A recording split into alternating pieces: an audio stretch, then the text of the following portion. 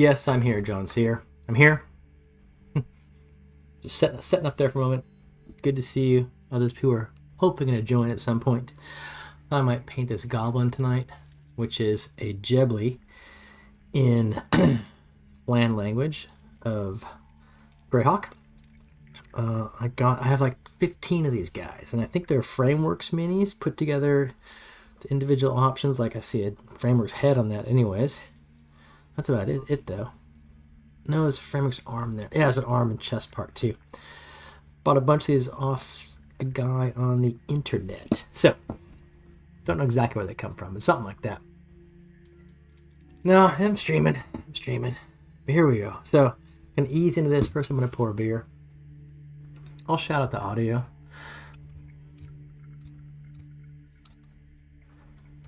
Shut that out.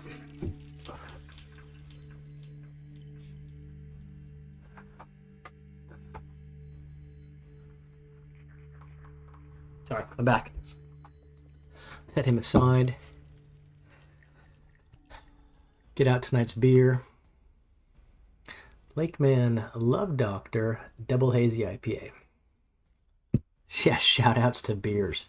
I'm not. Oh, and shout outs to audio. Yeah, so that audio, all this audio comes from Tabletop Audio, which many people know about and use. Wonderful person who produces all that stuff, that royalty-free soundtracks. Yeah, I'm not really a hazy drinker. I don't. Too many hazies, but that's all I could find in the bottle shop. So that's what we get.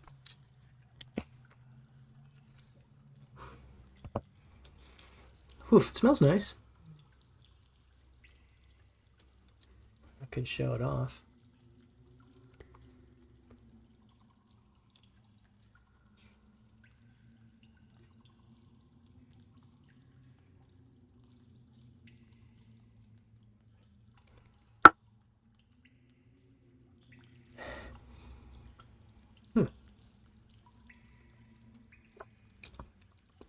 Nice. It is always fun to be shouted out. It is. When more people get here, I'll shout you out, or I'll shout you out right now. Shout you out again.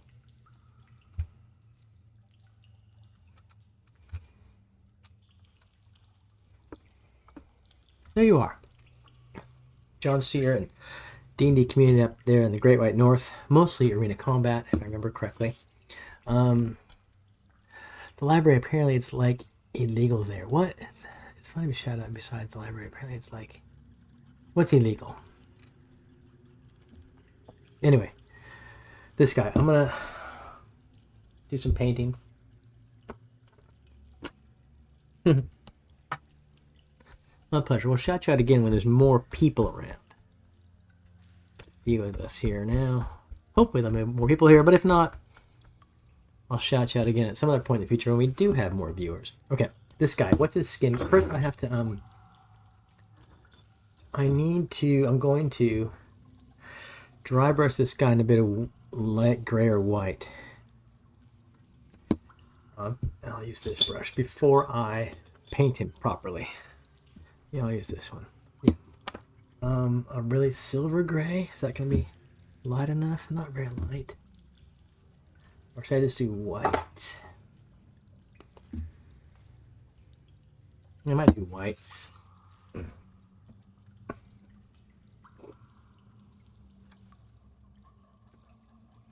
So I'm just going to dry brush him, and that'll dry quickly, and then I can paint over the dry brushing. And it makes things pop better, maybe. Okay, sounds good. The main player is having her time of the month. Ooh, so before making her join. Okay, that's...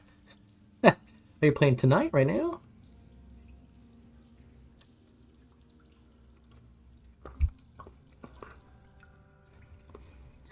Hey, guy, whoever you are. All I know is that you should be banned. That's what I know. You've been banned. And probably also reported, right? Report them. Report them for spam. I'll do it again. Report them for spam. Next, and then just type in spam. So hopefully that person, that thing, that bot, will not come back to us ever again, and they'll be removed. And I'm blocking them Goodbye. I seem to get lots of those guys. I guess they target the small streamers.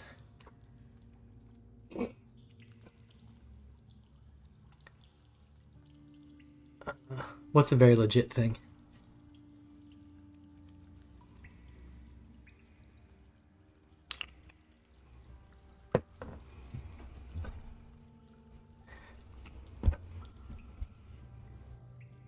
Okay.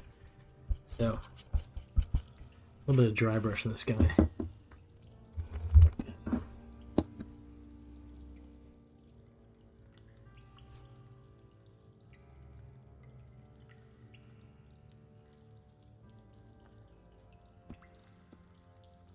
I don't want to do hard because this model seems pretty delicate.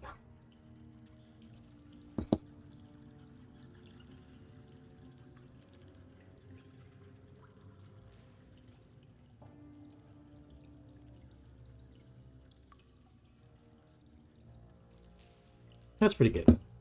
That's all I wanted to do. And get white paint myself, apparently. Okay. Okay, there's that. So here this person is.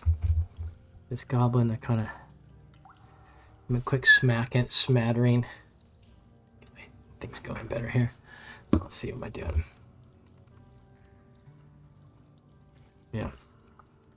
He's got to now think about what skin color. Can do the skin first. What skin color is he gonna have? All kinds of little things. I bought some new paints to play with. My cousin had one of those trying to promote, and even yeah. That thing that was very really that's.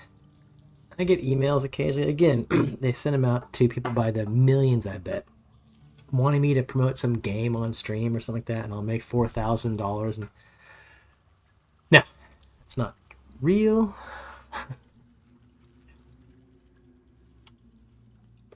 I'm not an influencer, and yeah, it's not what I do. Yes, I bought some new paints. More paints. I bought plate mail metal and rough iron and some other stuff too. Those balls in there, okay. Right, I got some fur brown, some brigadine brown. But right, let's do this guy's skin, and maybe I will use a contrast paint on that just for fun.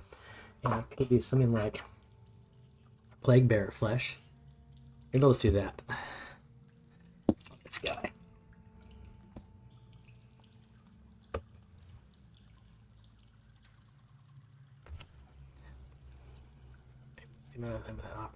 Yeah. Yeah. Millions of dollars would be nice. Really would, wouldn't it? Okay, let me look at what I got going on here. Brush wise, I got that 2. And is that a 0? That's a 4. Nice new brush. 2 and a 4 and a 0. What's we got for the moment?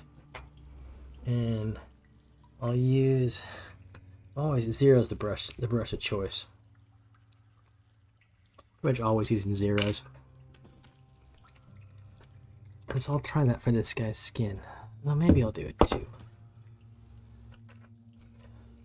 Really, there's hardly any difference between a 2 and a 0. Really, hardly any difference.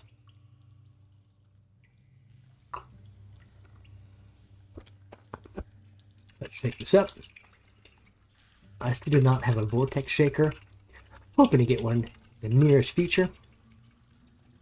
Hey, as that auto chat message says there, I'm going to be gone for a few weeks. Loyal viewers. On Monday, New Zealand Monday, I travel to Europe for about 10 days. So I'm not going to be playing D&D this Sunday. I might sneak in a cheeky Baldur's Gate 3 stream for a couple hours. Got to prepare to go to Europe, so I will not be playing D&D this Sunday, and then I'll not be playing mini painting next week or D&D the following Sunday. But hope to be back to mini painting and D&D in that first week of September. So I'm just traveling overseas for 10 days, so we'll be not streaming. And I have actually streamed while I've been overseas before.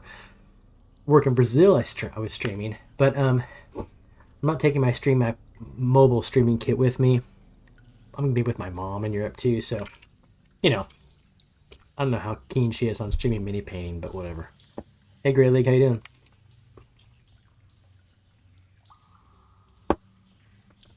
Has stuff calmed down at work a bit? Oh, yeah. Or you can just people can just tell me what they think is the right paint. I've had people before tell me on stream, like I'm like, I don't know what color to paint this, and people are like, oh, you should do this color, and yeah, it's actually I don't mind. I don't mind following people's advice, but because sometimes I very legitimately need it, but also sometimes I don't follow their advice. So you can suggest all you want, and that's free, not costing channel points. But I take your point, Jones here. So that's a good possibility, isn't it?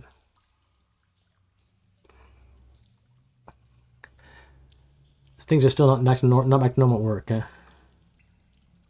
I suppose it's gonna take a while.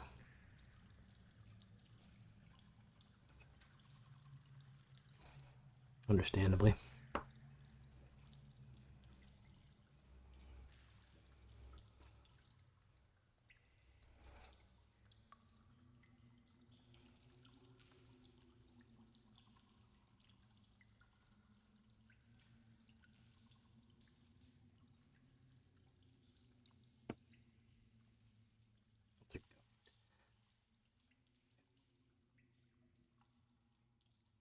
So I'm cheating by just using contrast paints on this guy's skin to make it easier for me.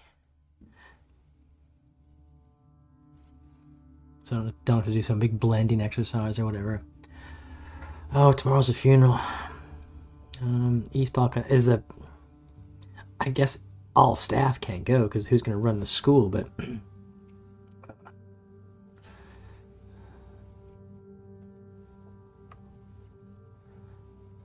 I assume some staff representatives will be there.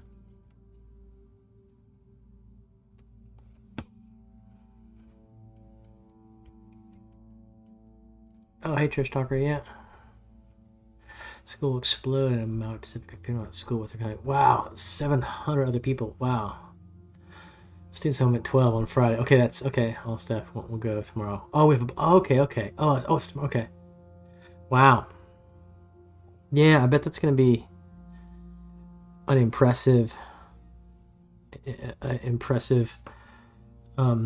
celebration at school. I bet. Jesus. Yeah. Wow. I don't know if you ran into any funerals in Samoa when you were there, but funerals are it's a big deal. And yeah, they are yes, humongous events of multi-day events of lots of exchange, lots of gift giving. I'll call it exchange, anthropological stuff, but yeah, lots of gift giving. Mealofa, it's called in Samoan. Those gifts you give. That's one term. Let's see what I got tomorrow. Yes, it gives off. I saw one was cycling. Oh, you saw one was cycling. That is what happened. Okay, yeah, that will be happy at school. Yeah, John's here. I haven't actually looked at my channel points for a long time and what they give. I honestly can't remember. I should look into that.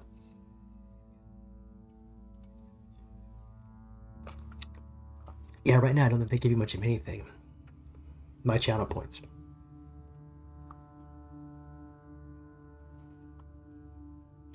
I should make that change.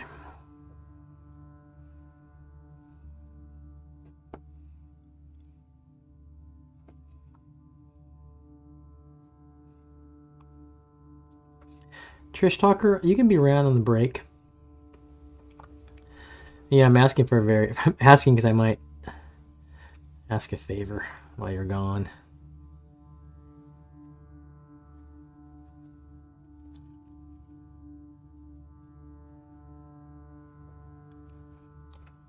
And that favor is so I'm giving a test in 306 tomorrow, right?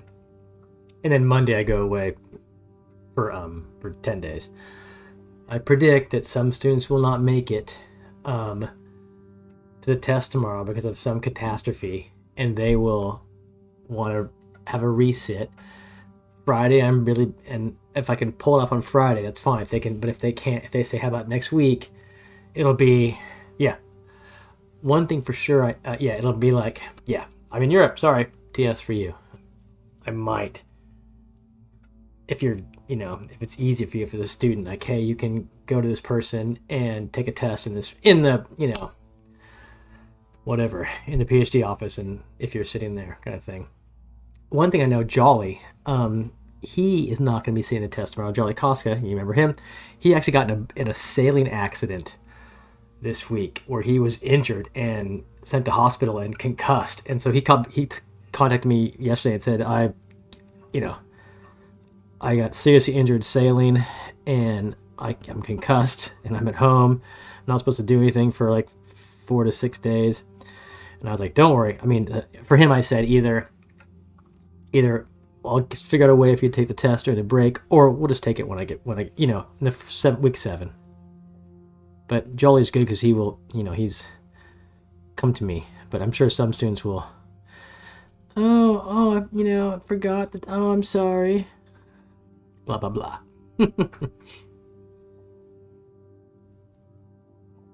I forget, why is he named that? I mean, did he tell us why his parents named him Jolly?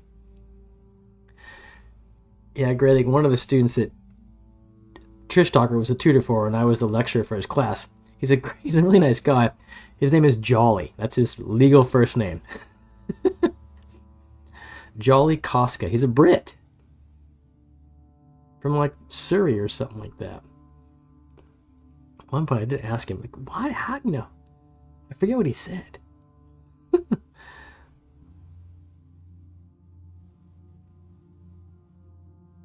Your parents named you Jolly? Were you like a little Santa Claus?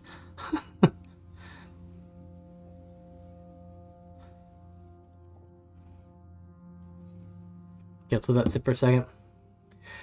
At least joyful. He's a nice guy, and he's not unhappy. He's very earnest. He'd always come up after class and ask, earnestly ask questions. How come, and isn't this the case? And I always wish he'd ask the questions during class, but I could never convince him to ask the questions during class.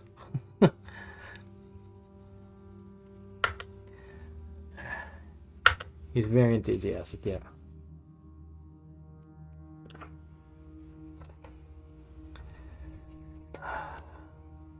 I imagine he got hit by what's it called? The part that holds the sail, not the mast, but the crossbeam. I imagine he got hit by a crossbeam flying around, right? He'd be like Nick's dude. So yeah, who just waffle on for a while.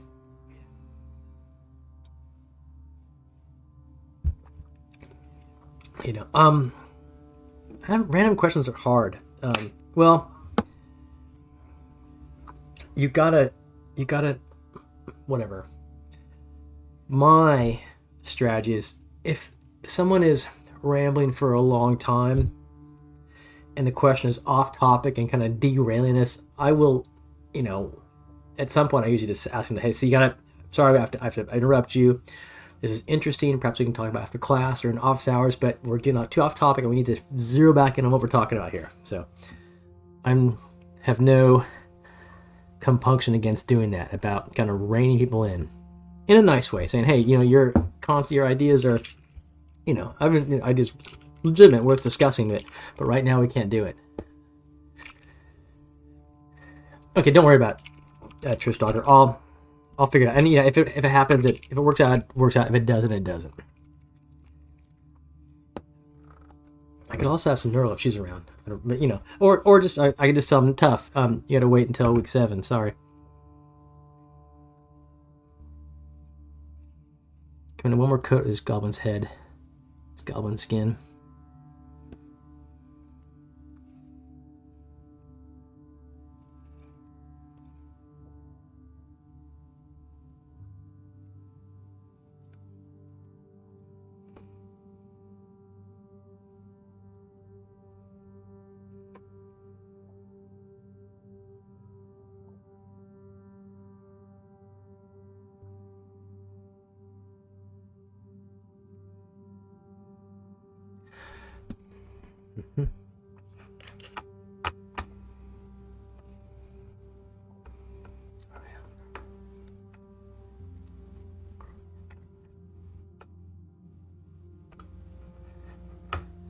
have a question for Trish Talker and perhaps.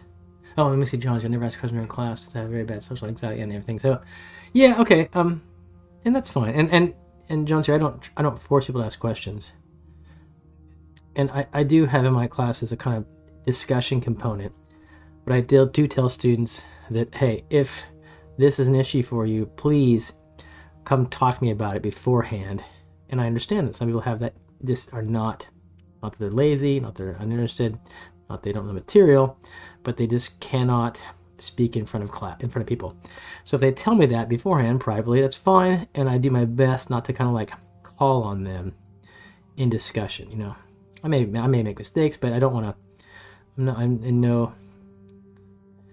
way do I want to kind of like, you know, poke people with a stick. But they gotta kind of tell me that so I know. That's the one. That's the one stricture or one thing where they gotta meet me kind of halfway, so I can know what's going on.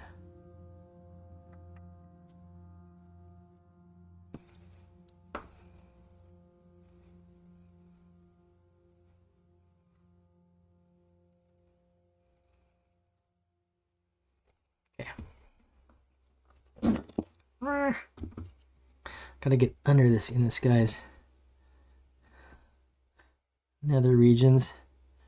I could just use Nick Malone's graphic slide from lecture last week where he showed the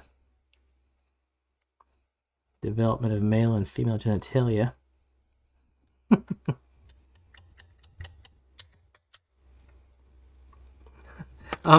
Yeah, exactly. Another crack I wanted to make during class or during the podcast was now I know the biological origins of that piece of tissue colloquially referred to as the taint. Because there is that piece of tissue between, well, I don't want to be too graphic, but there's that piece of tissue. And I was like, oh, that's what that is. Interesting. Learn something new every day. And I did. Okay, this guy's skin is done. Gotta dry some. Yeah, you're still a bit traumatized by the dolphin hand job? That traumatizes you?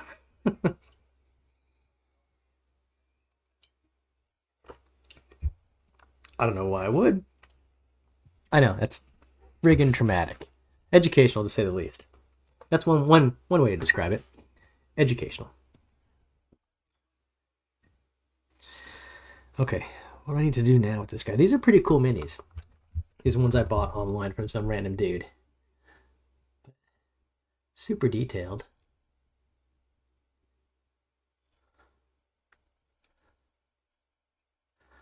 All kinds of stuff hanging off him. Yep, traumatized. I agree.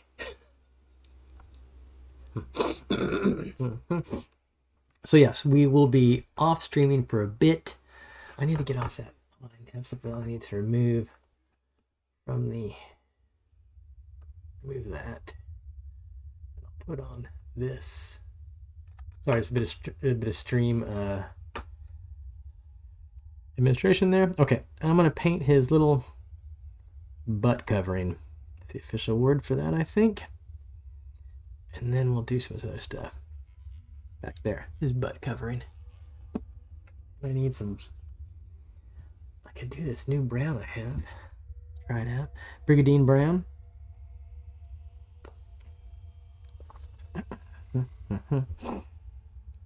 Yeah, sure, why not? See what this paint's like. This is Army Painter. Yeah, Army Painter War Paints, which I have never really used before. But I thought I would try some new colors from them. Oh, it's got a shaker ball in it.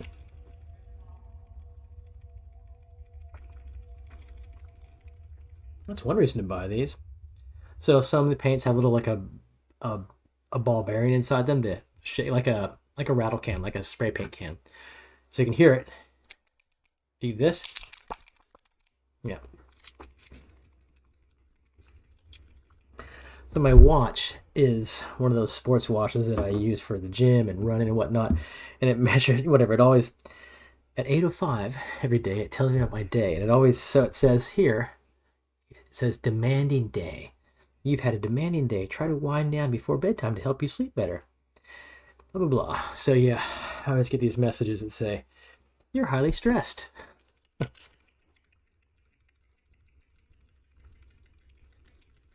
Etc. Okay, this braiding brown. Looks nice.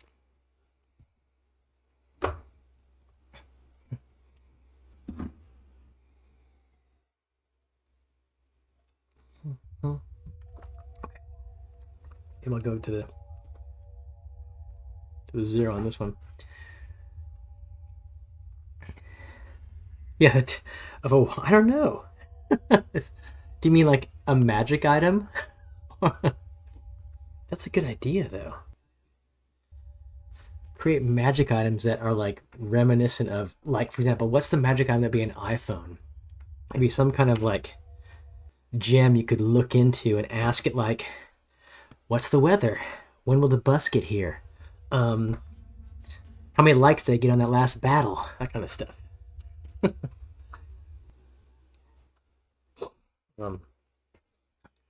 All the encyclopedia in a pocket. Yeah, Siri crystal ball. I mean, you know, Brimble's got a crystal ball, but that'd be pretty interesting. That's a good idea. Think about magic items that mimic the modern world.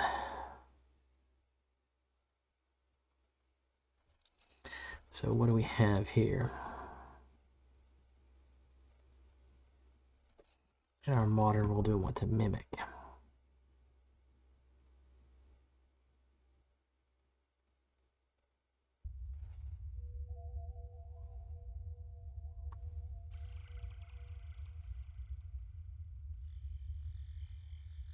There is. Gosh, see, I get these. I get all these guys here. I don't know who these. Why they pick me? How do you report them? I think if I report this, yeah. And then, so yeah, it's a spam, and it's spam, and it's a spam. And I want to block them as well, yeah.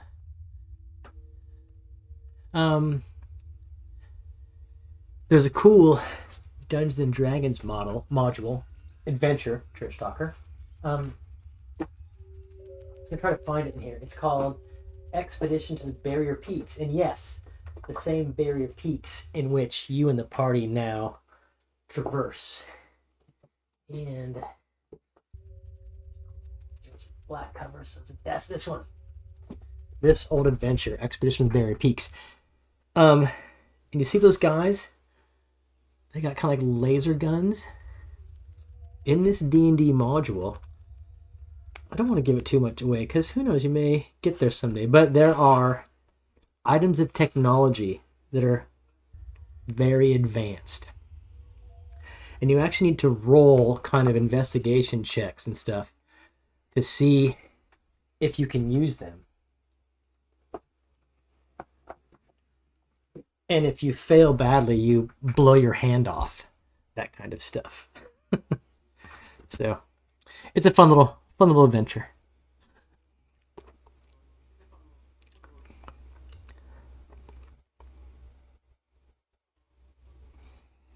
Okay, I'm getting inside this guy here.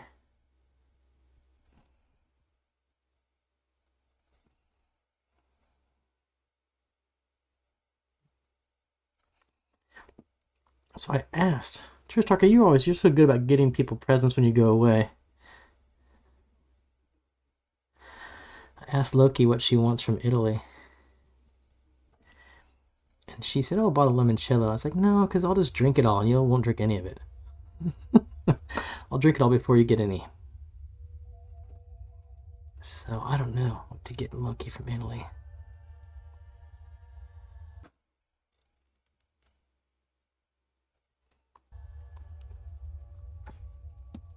She said, give me something meaningful. I was like, that means I gotta think about it.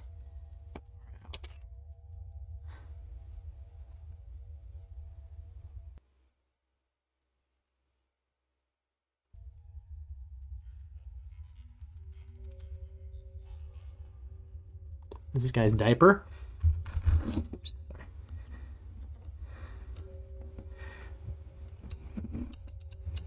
Meaningful wine. Parmigiano. That's right. Can I bring Can I bring that back into New Zealand? This is a little butt cover. One time when I went to London a couple years ago, I asked Luca what she wanted. She said a hunk of Parmesan cheese from Borough Market. I'm like, I don't think I can bring back a chunk of Parmesan cheese from into New Zealand. I just don't think that'll pass ag inspection.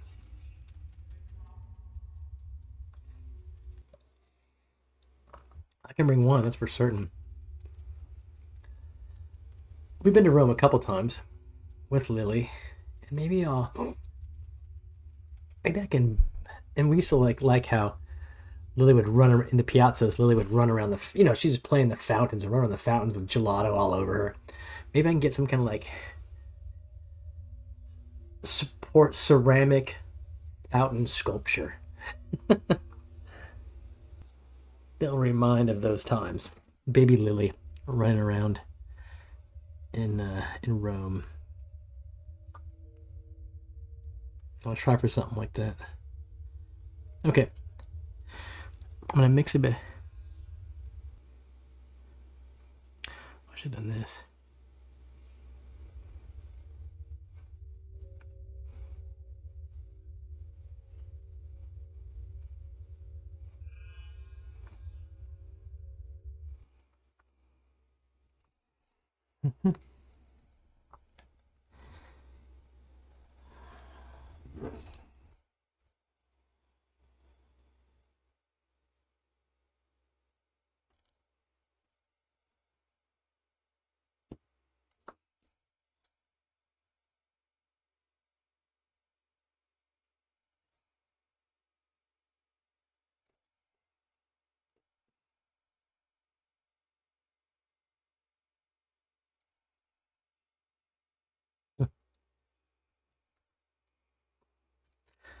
Um, some selected chocolates. What's Murano glass? Trish talker, is that Italian glass for wine glasses kind of stuff? One of my friends is a guy who's a wine importer. He has a certain kind of glasses that we always drink wine out of. It starts with a Z. It's Italian. It's like the finest wine goblets you can friggin' buy. Murano glass. I can get 2 nice wine glasses. That'd be something, and try not to break them on the way home. You don't like tan. Like this one. This medium gray will do. Specially made glass. Okay, specially made glass.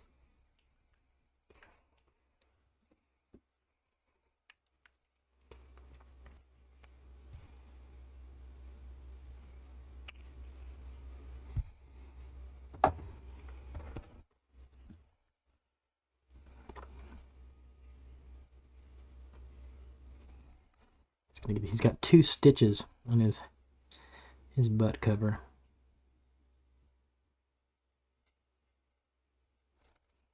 And there are those 2 stitches. All of that for 2 stitches. You can get it in varied forms, simple jewelry and cups. Oh, especially oh. So it's also like blown glass art as well as things like cups.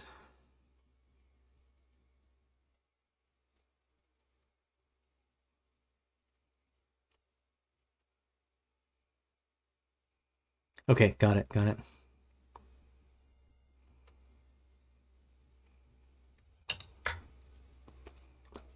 There's a famous glass artist, Chiulli. I think that's what it is, right? It doesn't necessarily mean that person's Italian, but I know of Chiulli blown glass.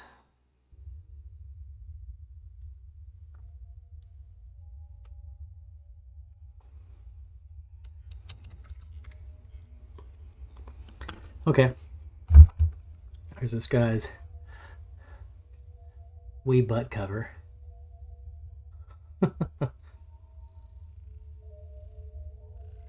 Is Venice well known for Chiulli? Is that where he's from? Okay. Look, you would know this stuff. Okay, so that's that guy's butt cover. Now I'm going to go for these, I guess they're just ropes he has tying stuff around. He has ropes to help him out. And I'll use this particular color I have there. And then I'll go on some of the other aspects of his personages.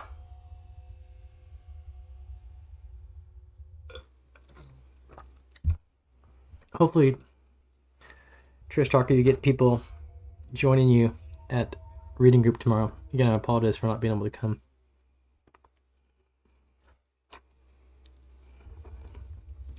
That little auto thing's come up quite a bit. The offline.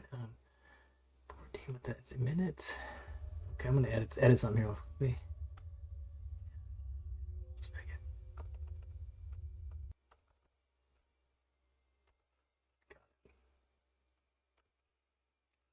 Okay. Okay. So, this guy's the ropes he has.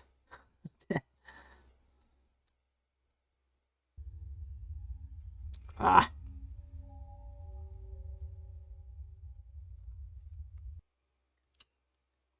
This paint is too much water in that paint.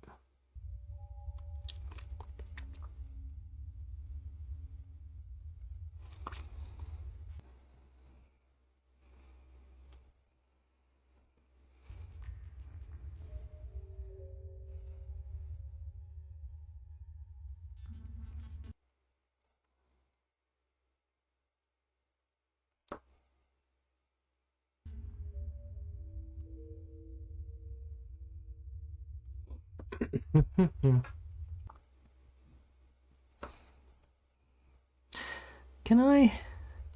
I'm gonna check something real fast. Hey, Dinos.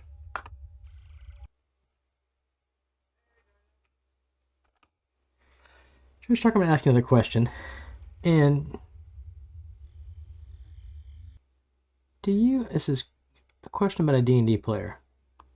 A D&D player is not always there. They're not online right now. Their name is not Leo. Sometimes I get the feeling that person somewhat plays D&D because they're afraid of missing out.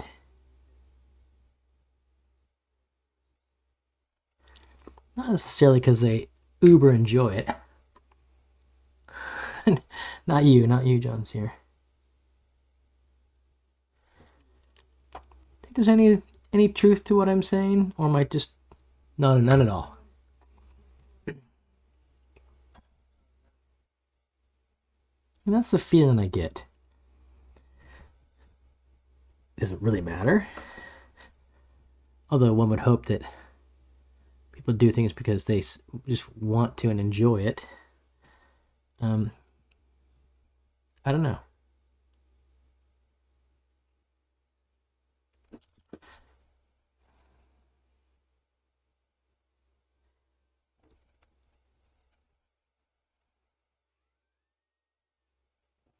Yeah, John's here. Sorry, talking about some inner dynamics of our own group. And it's kind of hard to talk about, and probably inappropriate for me to ask about it. In this forum, at least.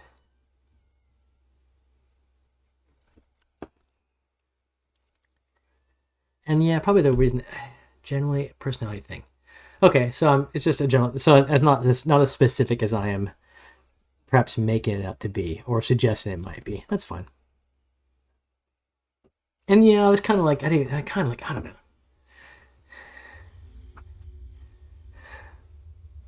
Sure, like other unique things we do. Yeah, absolutely, yeah.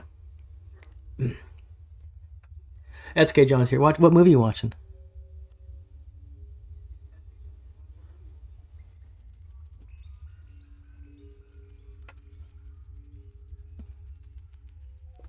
This guy's got rope, and I would say metal on him as well. Rope and metal. Well, maybe it's this rope. Maybe let's make it all rope. I'll do that. But so I'm painting this rope that he's got, attaching various things to him in a very light tan. I think it's called medium gray Vallejo paint, and I'm gonna wash it in Agrax, and we'll make everything on it pop out really nicely. And there's these little metal pieces too, which I'll then paint in metal color. Which I think will look pretty good. At least I'll make things stand out.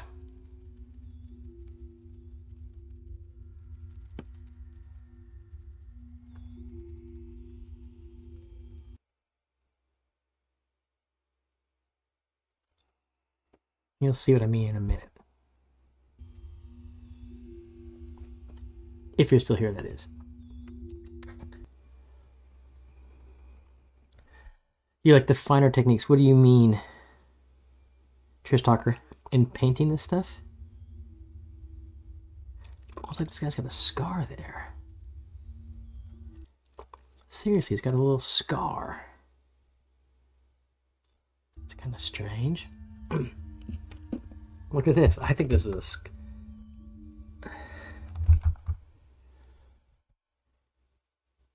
See that little X in his skin? Right there. Maybe that one too.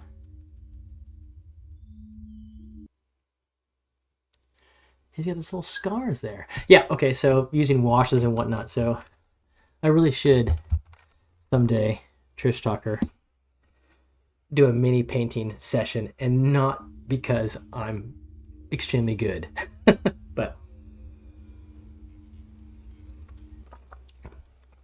I could, from time to time in this movie, I could show you guys some techniques that are just really simple stuff, and they can, I think, make for a dramatically better mini. Seriously.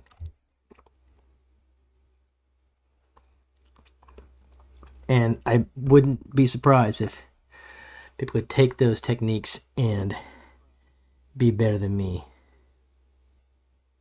Like a lot of things, it's practice too, right? And I, as many of you know, kind of paint minis once a week.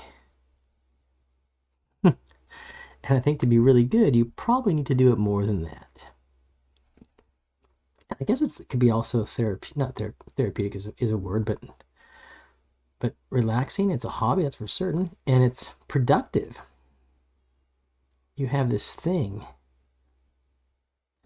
at the end of it that you can use for D&D. I'm getting very good. I keep coming off screen. I want to show some wash, what it does. So here's something that'll show that to a degree. It'll be like this. This is like a little backpack, right? And I see a little backpack with things on it hanging off, stuff on the side, like a little scabbard there. And I just painted it green. But then I applied this brown wash to it. And wash is kind of like thinned down paint. And it runs easily into cracks. And so see how all those, like that pattern on the bottom, it darkens up all the cracks on this little backpack, which just instantly makes it look better, makes it look more real. It adds shadows to where shadows should be. And that's no skill at all. Just slapping green paint on, and then a brown wash, and bam, you get that. And so, yeah, it pops out borders, because the paint goes into recesses, not the paint, the wash. So wash is not thin down paint. It's thin down paint. You can make your own wash by adding water to paint to thin it down. But then if you add a drop of like dishwashing soap, that helps increases the viscosity. It helps the paint run even more without removing the color, because right, paint's got pigment and some kind of medium it sits in. And if you add more and more water, which is fine, but you're going to dilute the pigment and the color. Adding more water to paint makes it flow better, but also reduces the pigment. So adding water and a little bit of dishwashing liquid, like a drop. Dishwashing liquid helps it to be more viscous and run without diluting the pigment as much as water does. So that's how you can make a wash, or you can buy washes. So this is a black wash, a standard black wash. So yeah, so little tricks like that just make the Mini that much better with hardly any effort. I think it's like, because dishwashing liquid is a bit of a deflocculant, isn't it? So it separates particles. So because you can use it as a deflocculant in some geoarchaeology experiments, lab analyses. And so I think in that sense, it's a deflocculant, so it probably separates pigment particles, which allows them to flow easier. That's my pop understanding of it all.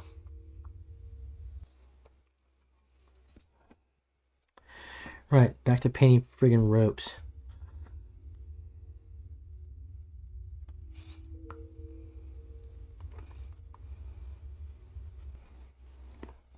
Oh, you know what we need to do when we go to Trish Tucker for Colorado SAAs?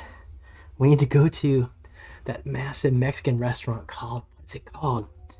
La Bonita Azteca. There's a gigantic, famous Mexican restaurant in Denver.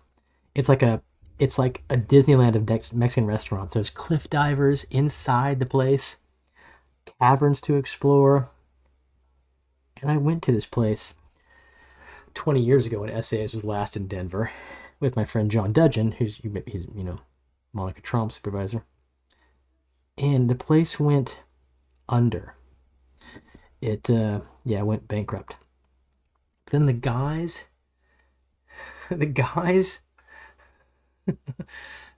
who made what's called Matt Stone and something traced.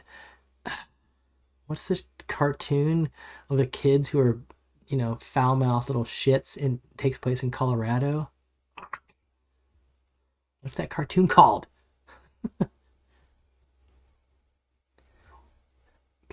They bought it.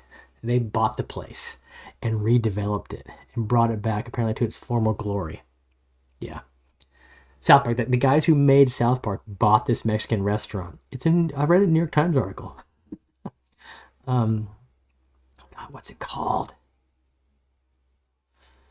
So we gotta go there at some point.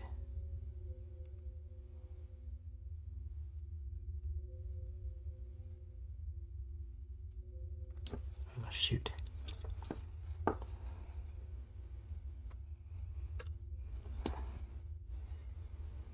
Trey Parker, Matt Stone, is that it?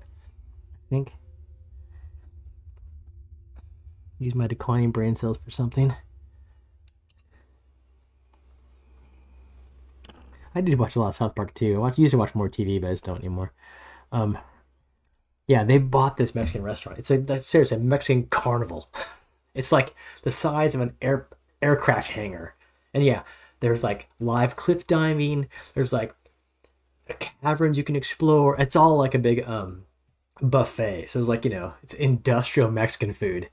Like a margarita machines and all that kind of stuff. So it's America through and through. I'll definitely go there. Got to.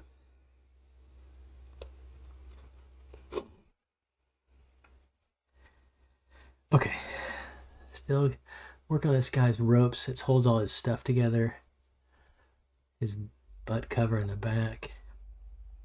Casa Bonita. That sounds it. I'm sure it's Casa Bonita. Did you look it up? That's it. Yeah. Check it out. If there's some webpage about it or check it out. When I was there, when would I have been there? I wasn't done with my PhD yet. So it would have been over 20 years ago. Because I finished my PhD in 2004. I know I wasn't done yet, so it's before 2004. So it was over 20 years ago that I was there. And, yeah.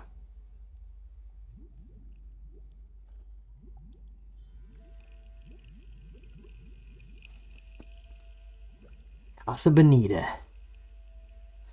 I can make your reservations. We're going. It's gonna be awesome.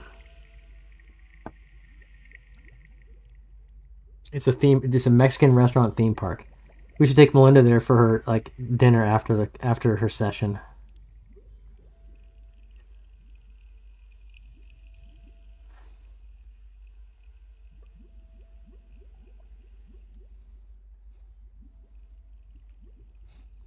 We can all get loaded on buckets of margaritas and just go ape shit.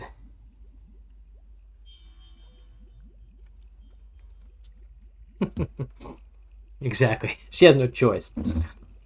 That's where we're going to take you for dinner.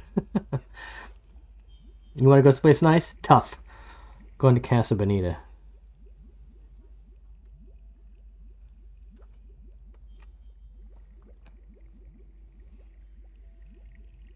Yeah, no say. I'll tell him that tomorrow. I'll say, Trish and I have decided that the conference dinner is at Casa Bonita. You know, we expect to see naked cliff diving before the night's through.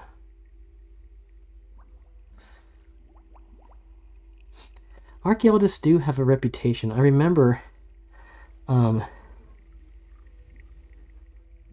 in New Orleans, one of the earliest essays I went to in New Orleans, like 90, probably like 95 or something like that. The conference hotel, like the Sheraton or wherever we were, we actually drank all of the alcohol in the hotel. All the bars in the hotel had no more beer. They had no more beer left in all the bars in the hotel. And even if they had even prepared, this is for a conference of like 3,000 people, they had prepared for this, but they still did not buy enough beer. And I remember some guy telling me that they had like a Hell's Angels conference there a couple years before, and even they didn't drink all the beer out of the hotel. We were the only ones who'd ever done that, the archaeology conference. Well, pretty impressive.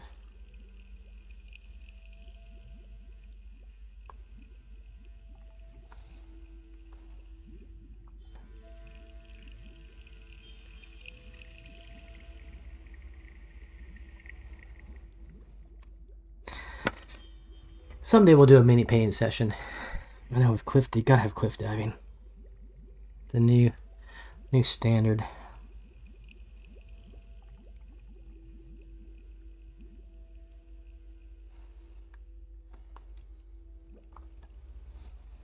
Gosh, this is some hard parts to paint this mini.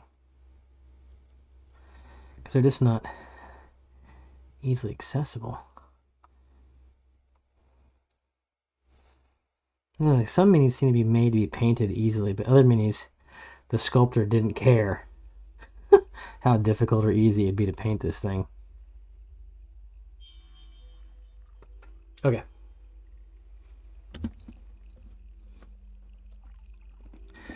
We're approaching the end of the rope section. Let me just see. Let me make all the ropes, except that one around his neck up there. I guess that's a rope. It's just some strands, though. Yeah, okay. There's all the ropes.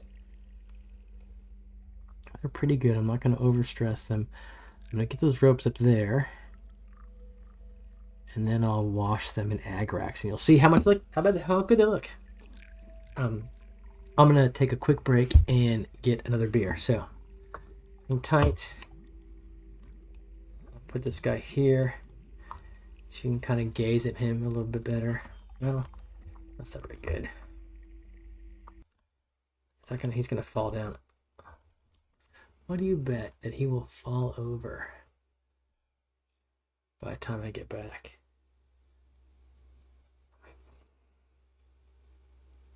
All right, I'll be back in a sec.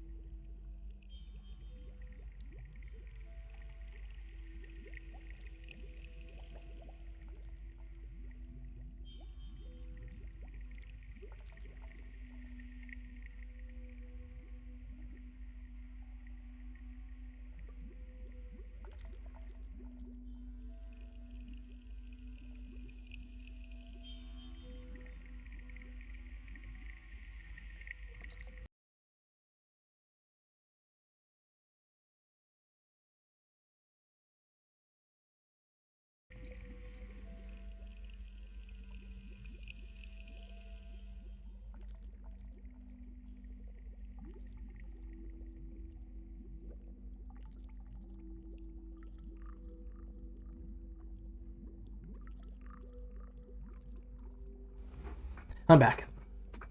Okay. And the guy's still up there. Look at that. He remains upright. Thank you guys for being here. This is our normal Wednesday night mini painting stream coming at you from Auckland, New Zealand. Working on one goblin of like I'm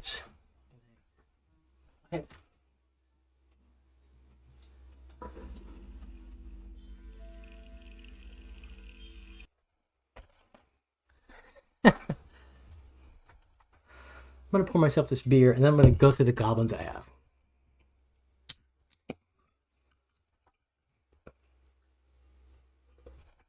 A little goblin review. That last beer, that double hazy from Lakeman, was okay, but I don't know. A little too malty sweet for my tastes. So, got all these freaking goblins. Here's a goblin I'm painting. And again, these are goblins that I got online from some dude. I bought them in bulk. I think they're Frameworks goblins. They're really detailed. That guy we're painting now. That's number 1. Goblin number 2. Again, highly detailed.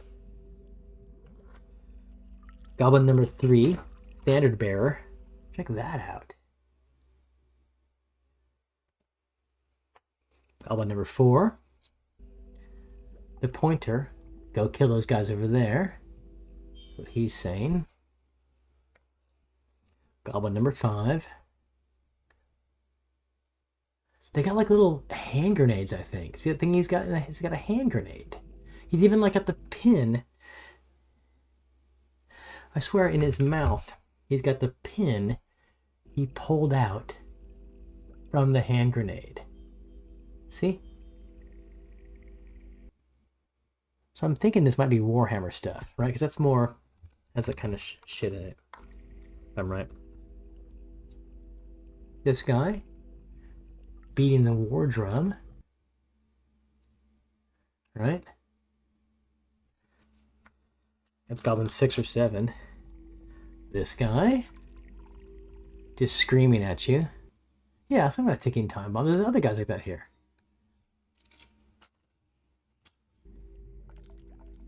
This guy got all these goblins. He's got something in his hand. I think it's like an organ. I got like 15 goblins of these guys. That guy, he too. That thing in his right hand. Oh, and that's just a broken sword, I bet. That one. This guy.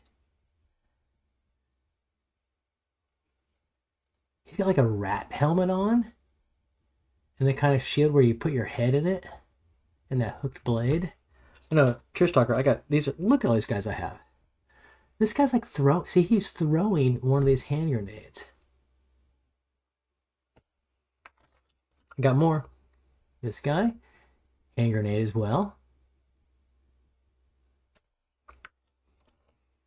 Spear, nasty looking spear.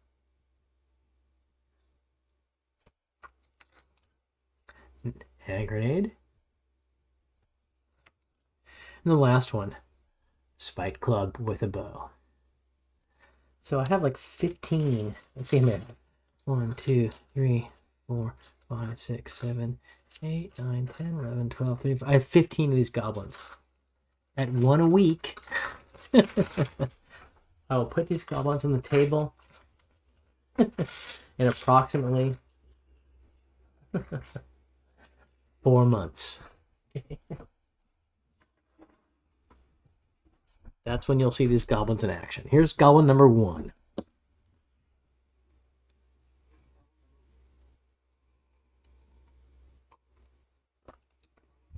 That's a better beer. That's Garage Project Pernicious Weed, I think. And I'm marking the count. Okay, so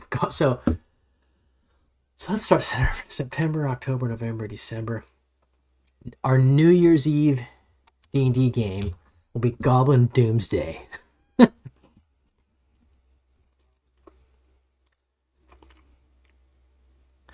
A couple of years ago, Trish Talker, you weren't playing with this yet. We did have a game. It was I think it was in December, so I think everyone was on holiday. We had a game here at my house, and it was definitely it was the last. I know you weren't here. It was the last game of our campaign. Like it was gonna be. It was the final battle.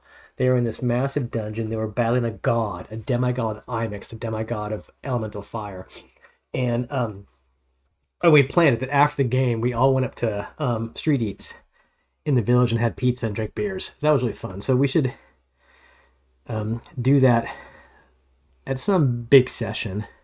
Maybe this Christmas holidays. We'll plan. It doesn't have to be the end of a campaign, but we'll just say, hey, like let's play D&D till 5, and let's all go up to let's all go up to Street Feast and drink beers and eat pizza together. It was a good time. It was fun. Okay. Yeah, this is ropey stuff. Someone painted ropey stuff.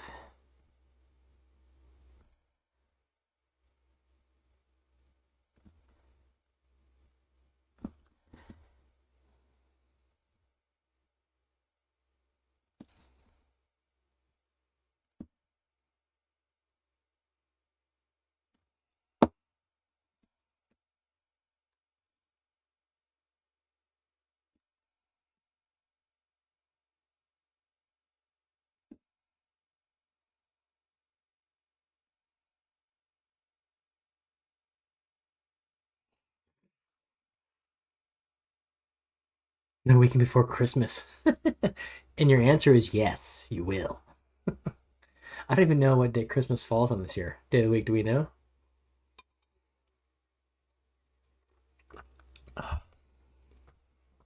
Because it is my birthday, as some of you may know.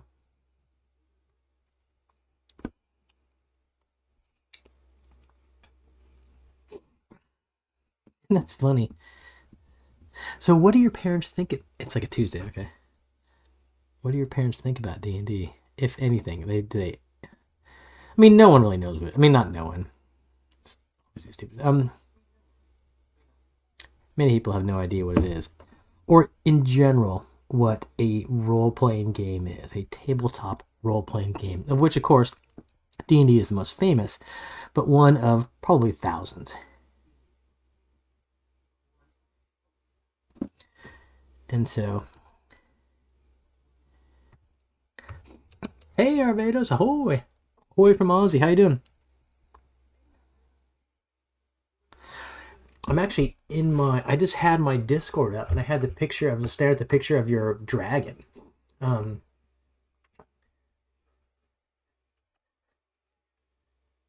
so have you painted them all up yet? We're good. So yeah, our normal Wednesday night painting stream coming at you from Auckland. Arvardos is a player and a miniature painter from Aussie. Just paint a goblin, chat and paint a goblin. That's all. Standard Wednesday night, really.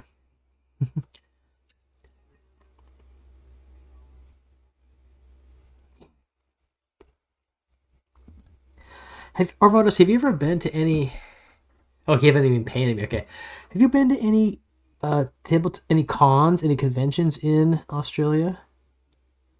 PAX Australia, for example, it's just one I know of.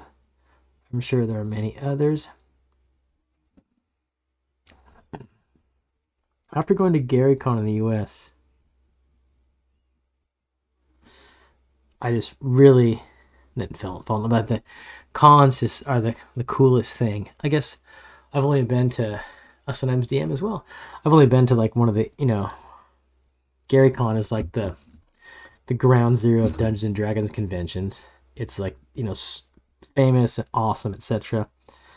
Super well organized. It's only in its 60. I mean, Gen Con, of course, and Origins are longer lived, but for the D&D and the old school D&D player in particular, GaryCon holds a special place. But have you ever been to? You went to PAX, okay? Oh yeah. You don't do. That's fine. It's fine. So, but how was, despite maybe not despite, but Can you comment on how it was, even with your dislike of crowds? Understandable.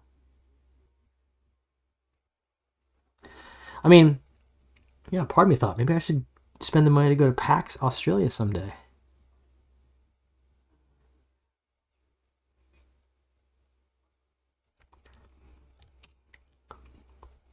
The Rona, gosh. Actually, I haven't heard the term the Rona for a while. I mean, just haven't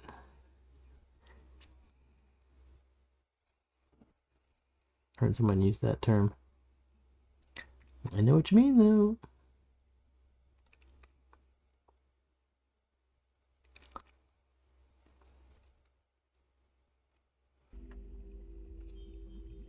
And they mostly good. Caught up with cold gamer friends from around Oz. Hit up with different booths. They have a bonus there. So it helped bonus there. But is PAX Australia a place where they also like DMs run games? Like you can sign up to play in a session run by somebody? Is that also what's going on?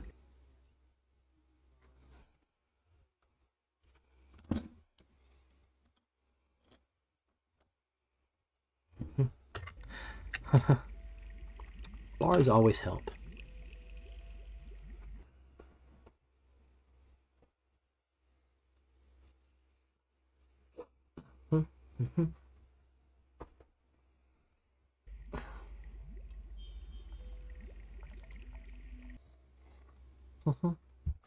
Okay. And I keep working on this guy. Make sure I'm in screen. Well, okay. I've painted his ropes that attach his various armor pieces and stuff to him. I might let that sit for a moment, and then I'm going to wash the ropes in Agrax to make them pop a bit, or at least to give them some definition. Yeah. Okay, from memory, I think they were some one shots. So what was it? Was mainly merchants. Is that what it was?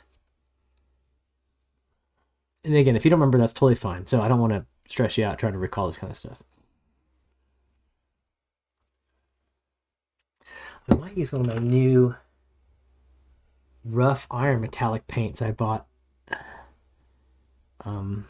this here on his like armor just for fun. I think I might do that. Lots of merch displays from big. Okay. Well, I probably wouldn't go to PAX Oz then if it was mostly merchants, because well, that is cool, and it is cool. I don't know if it's worth a trip to Aussie for that. When you can buy stuff online, that kind of stuff. You know what I mean? Most of the people I was there with weren't table. Oh, so okay. Is that the way? I don't know, Grayling. Is that the way the PAX is? Is PAX mostly merchant stuff? I didn't know, because Lord Gasuma talks about PAX in, I don't know, in Pennsylvania, like in Philly or something like that. So I don't know if that's the way it is. I have no idea. I thought it was just a gaming convention, like an RPG convention.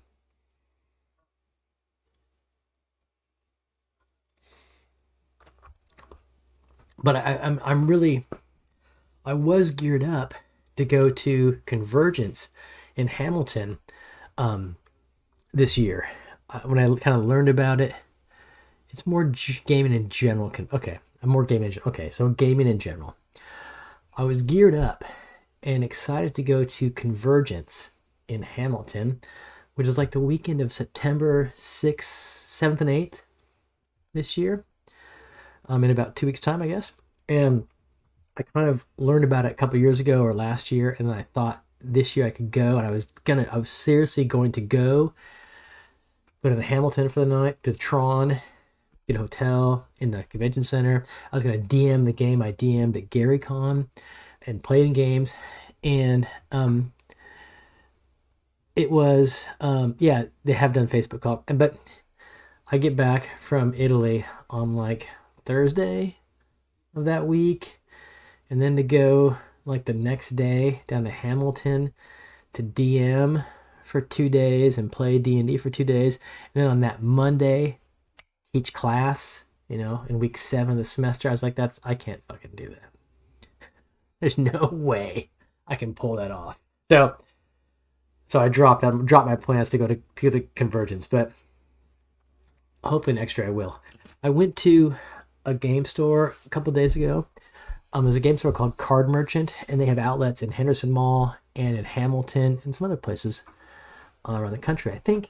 And they're called Card Merchant, I think, because they normally deal mostly with Magic stuff, but they also do D&D stuff. And they have a new store in Ponsonby. It's on Rose Road, which is on next to Williamson, the corner of Williamson and Ponsonby Main Road. And I went there to check it out, and I bought some paints and whatnot. They have a ton of minis, but all just the WizKids minis. But the guy there who was running the show, the guy behind the desk, he was a frequent Convergence, and I was mentioning Convergence to some other guy there. We got chatting, and the proprietor was saying Convergence has gotten bigger and bigger every year, and it's easily, he says, the biggest D&D RPG convention in the country now. And he said it's really well run. It's great fun. It's only 2 days. It's literally just Saturday and Sunday. So I'm definitely looking to attend Convergence in the future. And like I said, I really want to go this year, but I just can't pull that off. Went to a card store with so many cards, but also many tabletop things and board games. Get them all. Yeah. Kind of go insane like a kid in a candy store who's eating too much cotton candy floss and goes insane, right? Sugar freak out. Okay, let me wash this guy's ropes. Wash his ropes, as it were. Sounds like a euphemism for something bad, but it's not.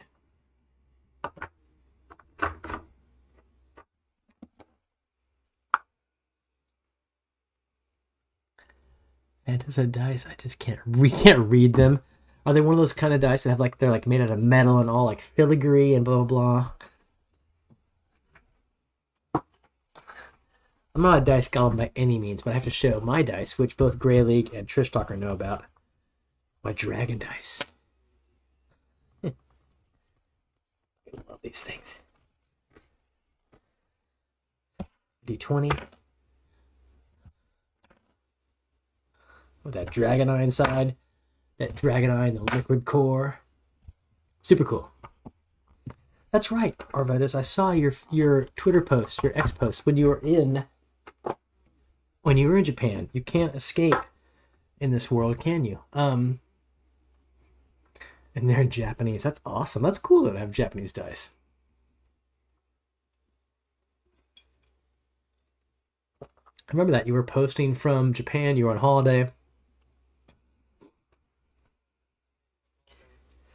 I think you said something about your very infrequent holidays in your life.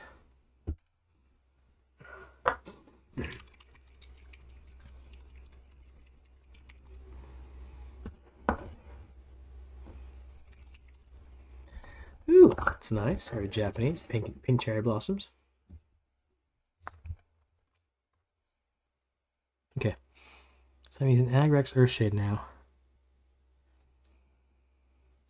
to shade these ropes.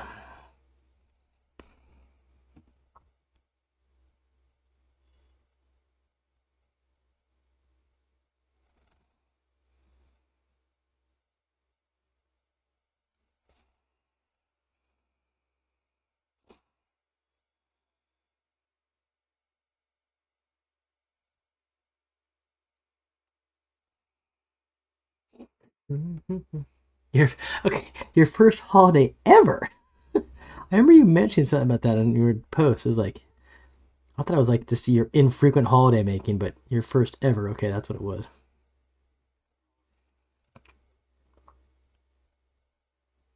Isn't that weird? Not in a creepy way, but I know about your holiday in Japan because of something like Twitter, Facebook, X, whatever. Gosh. Such a connected world.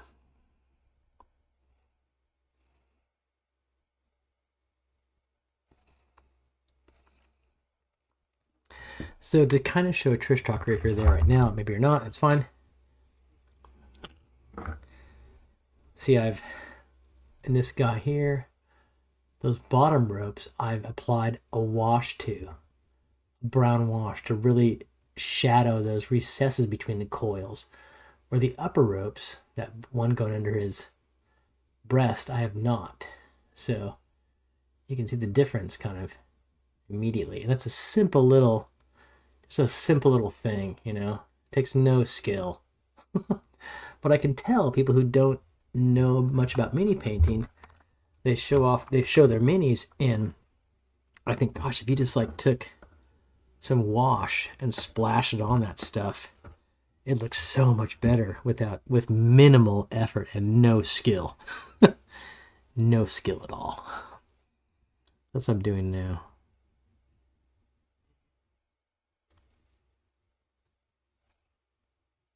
And you can buy washes pre-made, like this stuff is pre-made. Citadel, this is a Citadel paint, and their term for a wash is, they call it a shade. So Citadel shade paints are washes. But as I said, you can also make your own. I have actually never done it, but I've just YouTube videoed, watched it, how it's done. So yeah, take paint, thin it with water, add dishwashing soap, and you got to wash. And I just know about the chemical properties of dish soap and flocculation. I can understand how it must work.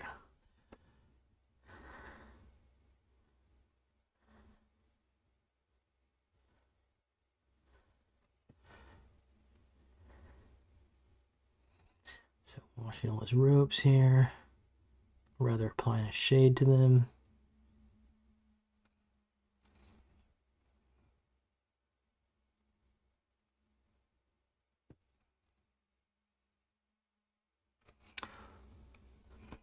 These ropes are looking good.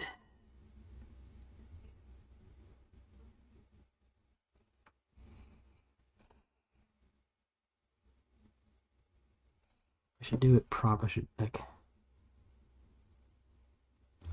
one technique for painting is you'd always draw the brush back towards you at a straight line. That's a way to kind of make it, you make it more precise. You're more precise drawing the brush back towards you. Now, sometimes you can't get the model in a position where you can draw the brush back towards you, but drawing back towards you, you'll be most precise in your placement of paint doing that. But it does take, you're always moving the model and whatnot. So you don't always want to take the time to reposition it so you can draw the brush back towards you. But in tricky spots, you're like, fuck, how do I get this in here? It's easiest if you draw the brush back towards you.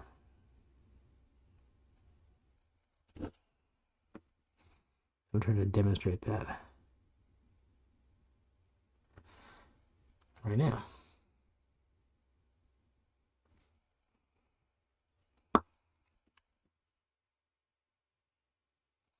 And bracing your hands. So yeah, I'm bracing everything. All my hands, everything's totally braced. And that, of course, helps you maintain precision. Every finger's braced on something solid.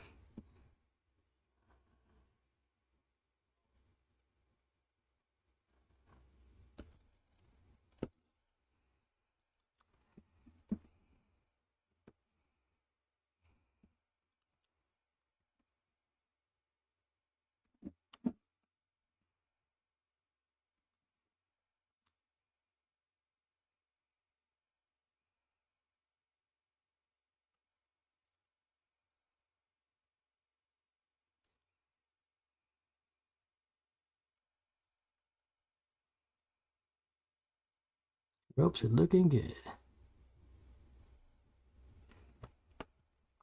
I gotta get underside.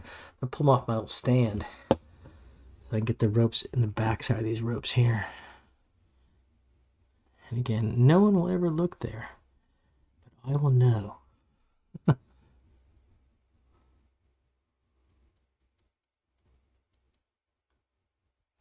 They do have painting conventions and painting contests, and I've never been to one for obvious reasons. I'm not going to win anything, but I wonder if like judges, they probably do like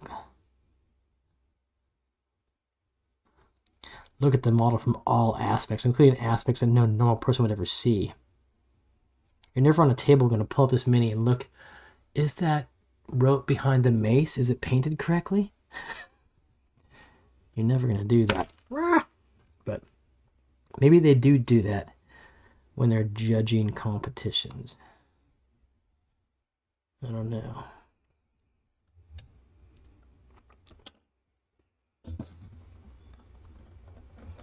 Let's put it back. Let's close up that paint. Yeah, so now we have his ropes. One his armor does. So the ropes are kind of painted right.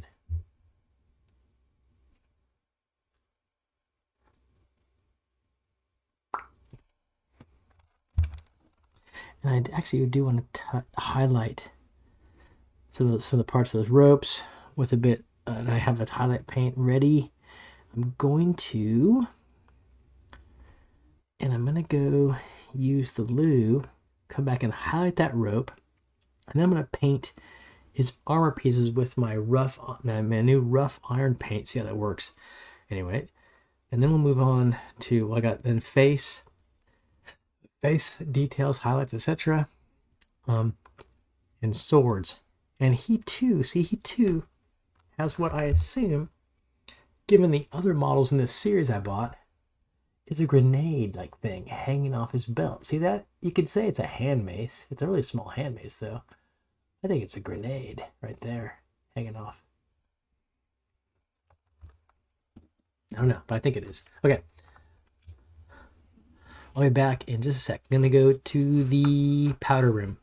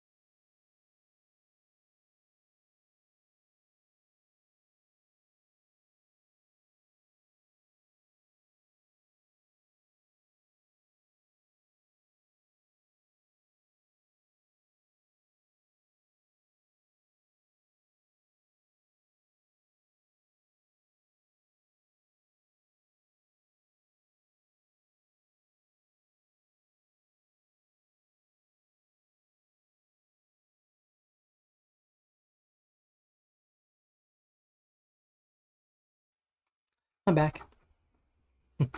So welcome everyone. Those of you who are just joining us, this is our Wednesday night mini painting stream coming at you from Auckland, New Zealand. On Wednesday nights, we paint minis. We're back, WB. On Wednesday nights, we paint minis. On Sunday midday, we play live D&D around the table in our Greyhawk-based campaign with all these minis and terrain.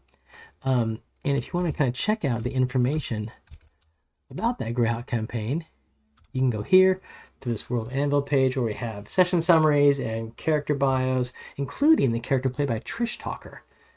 Her character, Ravine, her bio is on that website. And you can read about Trish Talker and all the session reports that Trish Talker's character, Ravine, is in. So, Trish Talker, I put that up. I updated your bio.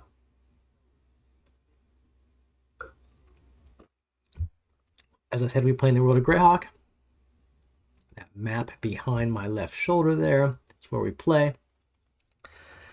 The original D&D fantasy setting, which, as many of you may know, escaped a were-rat curse. Indeed, she did. As some of you may know, that original Greyhawk setting is being highlighted in the 2024 D&D rulebooks coming out. I believe they're, hey, come back. I believe they are already out in North America. Anyways, people on Twitter are showing off their 2024 rulebooks. I remember reading they're not going to be in New Zealand until November. It's not that far away. But again, I was talking to a guy at a game shop a couple of days ago this week. Asked him just about that. Come back. I'm just briefly talking about the new rule books, D&D 2024. And I said, are they coming in November? And he's like, who knows? But for our campaign, the campaign that Trish Talker is a part of, and the campaign that the Grey League is sometimes a part of, I've heard that the 2024 rule set is backward compatible to 5e. I mean, I don't suspect we're not gonna use a new rule set. Just all of a sudden take it over. Maybe we'll use some options of 2024 or not. I don't know. I would love. I think I would love this. I think I would love it. I think to get our group to play using first edition rules. Do a couple sessions using first edition rule set. This is a rule set I grew up on in the 80s, and it's a rule set I played with at GaryCon this year, and I love it only for nostalgia reasons. Well, not only. I think I love it for nostalgia reasons. It's not necessarily a better rule set. It's a different one. It's the one I played when I was a kid. And so, yeah. So I find it really cool that way. And the 1E game I played at GaryCon with a guy named Carlos Lysing was an awesome game. Carlos Lysing, I would say, and this is not a slight to any of the other people who may be listening who have DM'd me, Carlos Lysing was hands down the best DM I've ever had. It could be, maybe it would be good to do a 1E game for Halloween. I'd give you guys bespoke characters, a 1-shot or a 2-shot, and just teach you guys how to play 1E. Frankly, I'd have to reteach myself, because 1E is a different game. It really is in terms of mechanics. So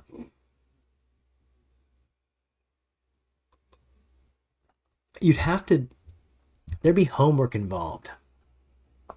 You want to see 1E? Dude, come back.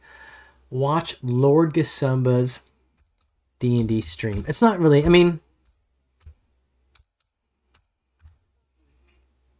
this guy, he plays 1E and streams it. Of course, just watching a stream, you're not going to learn the rule set. But what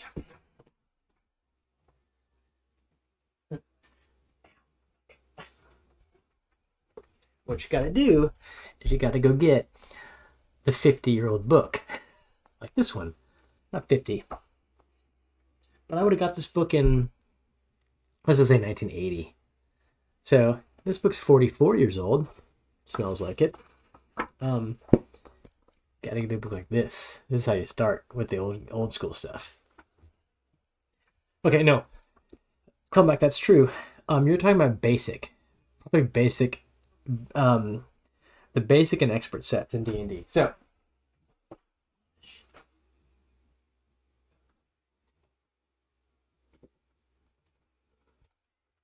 this is the first rule set I started playing with. This is the basic edition, basic rules.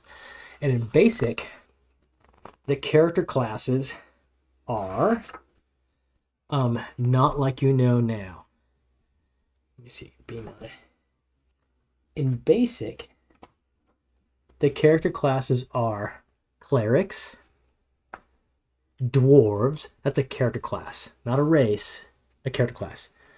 Clerics, dwarves, elves, halflings, magic users, thieves, and fighters as well. Yeah, and fighters. Fighters, halflings, magic user, thief, dwarf, and elf. Those are the classes you can play. Not racing. It's one thing. This is the basic edition. So this is what I grew up playing. This is the first thing I had. You can see I've like 10-year-old Ethan colored that Dragonfire with a colored pencil. Yeah. There's basic and expert editions, which are usually called BX. And there's first edition, advanced D&D, which is a different rule set. And there's second edition. So anyways, yeah. So that's probably what you're thinking about coming back with the small number of classics. You're probably thinking of BX. Basic and expert. Okay, I gotta paint this guy's fucking armor.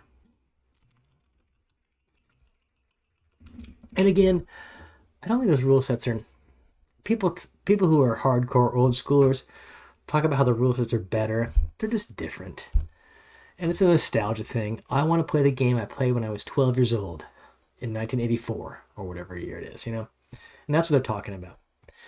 There's more recent D&D like games. I say D&D like because they're not Wizards of the Coast D&D intellectual property.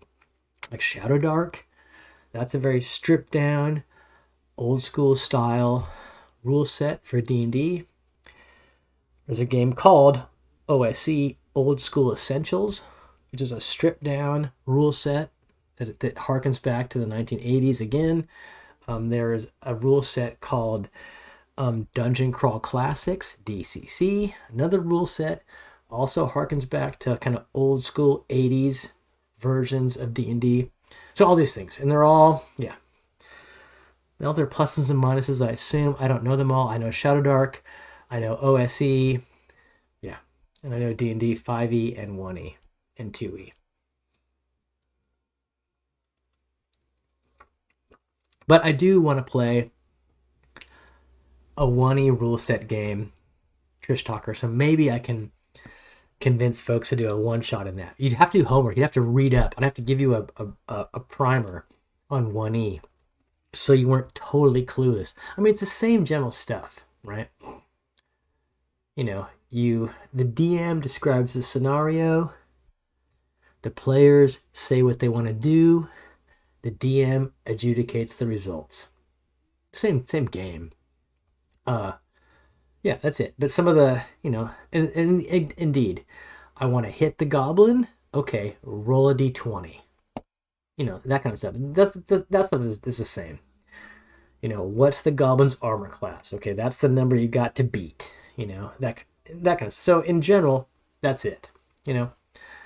But there's more minute, I'll say nuanced. No, I'll just say specific differences, but how things are done. For example, in first edition D&D, there's no such thing as advantage or disadvantage. That rule had not been invented. So there are a more complicated set of pluses and minuses you apply to your rolls to do things. The advantage and disadvantage rule simplifies a lot of that in a good way, I would say. That's just one difference, right? Another difference, off the top of my head, and I'll stop and go back to painting this guy. In 1E, the damage your weapon does to a creature, like the die you roll to do damage, depends on the size of the creature. So if you have a short sword that does, 1d6 damage against a medium-sized creature, against a giant creature, it does 1d4 damage. A giant creature, and you have a short sword. It's not going to do the same kind of damage to that creature as it is going to do to a halfling. So, it's like differences like that. Just as an example. So, in general, the game is the same game, but the mechanics of things are different. But you do the same stuff. You explore the world, the DM describes it, you take actions, results are adjudicated.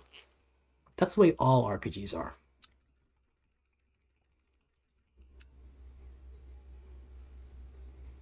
Yeah. Like I said, I have to give you some kind of... I don't know how to do it. If there's a pamphlet on 1E D&D. I don't know.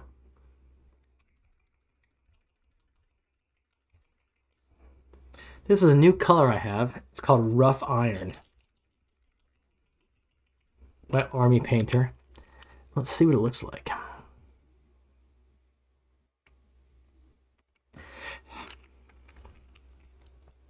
It's very coppery looking, but I'm going to use it to paint. New color drop. Let's see what this looks like on this guy.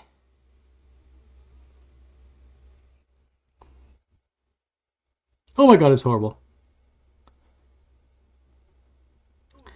It's very coppery.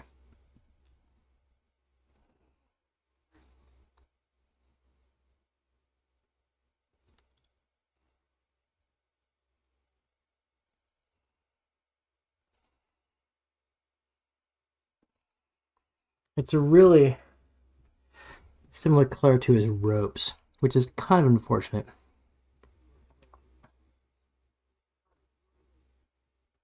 Because it blends into the ropes.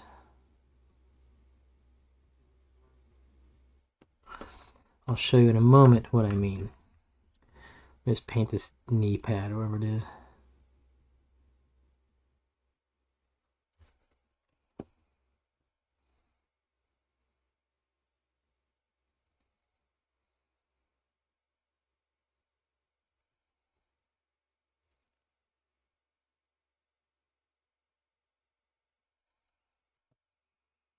Yeah.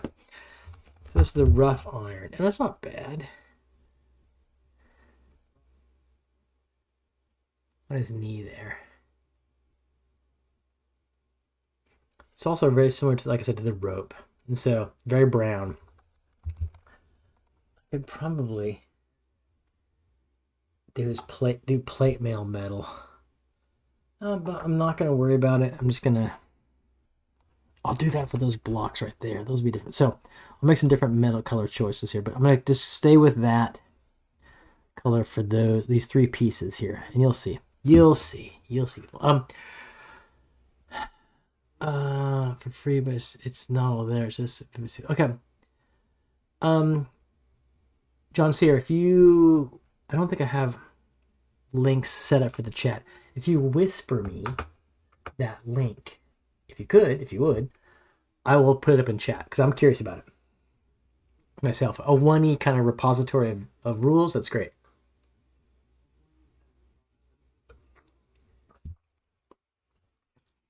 Yeah, and just again, thank everyone for being here. Yeah, this is our Wednesday night D&D mini painting. On Sundays, we play D&D live around the table with all our miniatures. I'm right now printing out a new thing over here, Gamescape 3D Citadel for the players to someday attack. That includes you, Trish Tucker. We'll see. Okay, if you can find it, don't worry about it, man. If you can find it, great. If you can't, that's fine.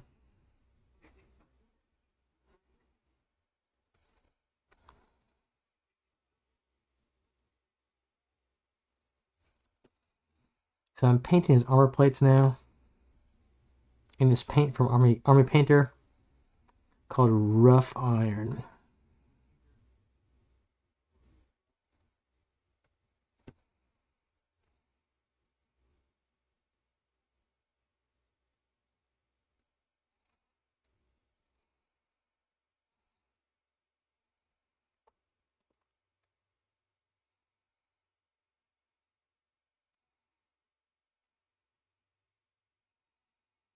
I will say, I'll make an advert for this, a chat advert. I am DMing a game in the virtual Greyhawk Con 5, I think it is, for 2024. Takes place October 4th, 5th, and 6th, I believe. It's an online con. I'm DMing a game for it, and hopefully playing in some games. But if any of you are out there and want to play more D&D, I'll make an auto chat advert for this, which when I get back from Italy. It would be a great opportunity to play D&D using various rule sets and play in the world of Greyhawk, as we do in my home campaign. So I'll put that up. So Trish Talker, I don't know, maybe you should experience it with another DM. You should, oh no, you have. Yeah, you've played with both Sam and Andy, right? So you do have experience with other DMs, not just me. I would hope, I would encourage that, right?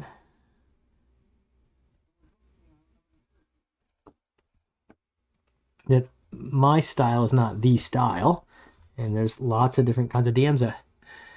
Hey, thank you. Galaxy Systems, welcome back, Galaxy. Thanks for that resubscription. You didn't have to do that, but I appreciate it.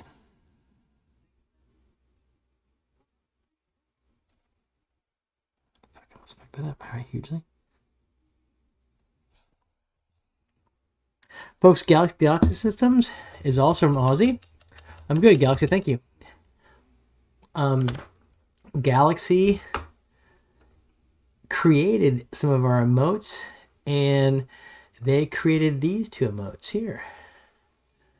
The cross swords and the mini painting emote. They created those for us. Just as a gesture of goodwill to the channel. Yeah, good. Thank you for that. Thank you for the resub. You don't have to do that, of course. Hopefully you know that. You don't have to do that. It's always appreciated, but never required. I don't do this for making any money. If I did, I'd be living in penury. But yeah, I'm trying to get a bit of paint on this guy. I'm trying to fix a paint splodge I missed there, but yeah. So right now we're just painting this goblin of the 15 goblins I have to paint.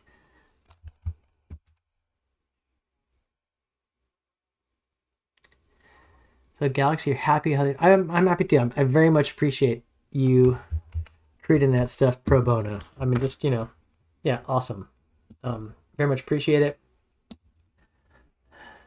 15 is a lot of goblins. It is.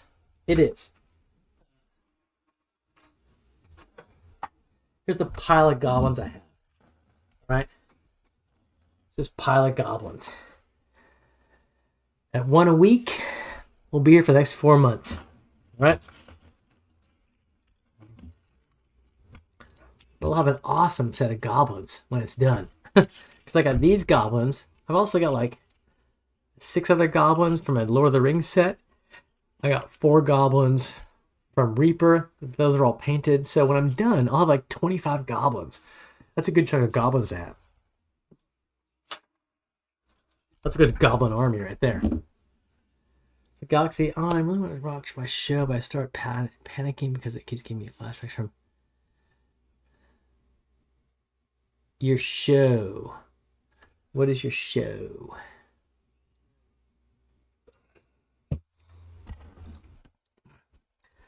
I'm gonna keep painting this guy. Actually, yep. A big paint here. 911. My advice would be don't watch TV. And I say it slight tongue in cheek, but also I just don't think there's much worthwhile.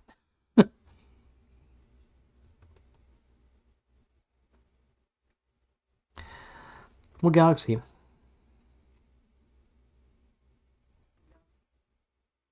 I hope that I hope that like for everyone, I hope that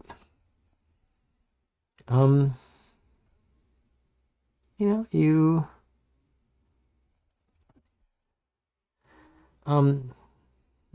despite this issue, you succeed, you grow, you foster, you're productive. Focus on things that allow you to do that. So maybe, I don't know the context or the history or anything, but perhaps not watching the show will be good for you. I'm just, I'm just putting that out there. Okay, So this is the old iron color. Interesting color. Interesting color on this guy. Some of those armor pieces on him. That's called Old Iron by Army Painter. And yeah, I might even paint the little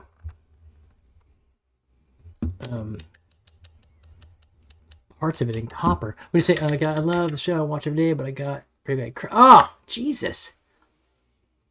Yeah, Galaxy. Well, I'm sorry you got a bad car accident. I mean, yeah, don't. I would just take a break, maybe, right?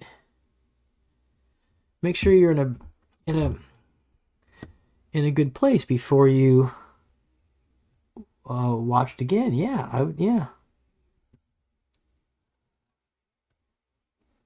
Listen, like I always say, listen to your body, listen to your mind. Yeah, if it's telling you not to watch that, I would say, right, take a break from that. Just take a 1 week break, see how it goes. Yeah, me and my ride are perfectly fine. Ugh, that's too bad. That's not good to hear. I'm sorry about that. Truly, sorry about that.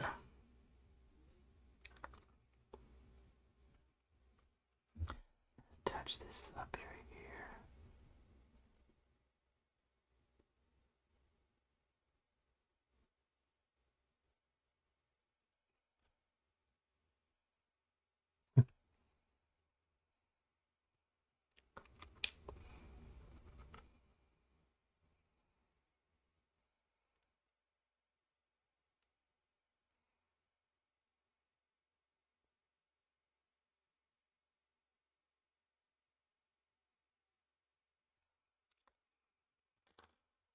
Okay. I have PDS. I have TS Dungeons and Dragons, I believe. Is 1E since it has Magic User Dwarves. Okay. Magic User Dwarves. Okay. Okay. That would be not 1E, but basic edition. Magic User Dwarves is a class. Hope it's a correct one. It looks like somewhat scanned. Okay, I'm sure. No, that's probably what it's. But the distinction is this is basic edition, and which came out first, and actually a version previous to this one. Just so you know the history. This is Mold Bay Basic. Okay.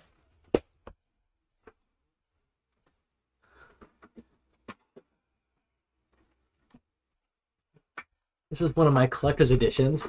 This is a box set of Mold Bay Basic from like 1979, of which this is a book in the box set. And then there's another box set from that time period, which is the Expert set. This is one of the books from the Expert set. Different classes, different spells, higher level progression. And then there is Advanced Dungeons and Dragons, which is 1E. And that's what this is. This is the 1E rule set. This is the player's handbook.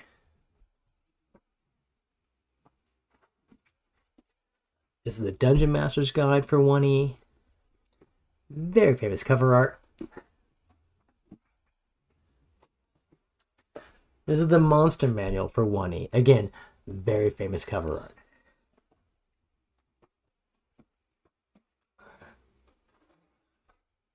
That's what all those rule sets are. Okay, yeah, so whisper that stuff to me. I'm curious.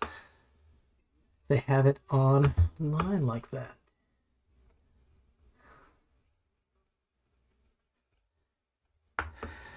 Galaxy says, but to be honest, the worst part for me. So, because that's fine. You're in a traumatic event. And I can see people saying, hey, you might not feel that you can't work, but you probably should go home and just take a take some time out because you might be in a state of shock, right?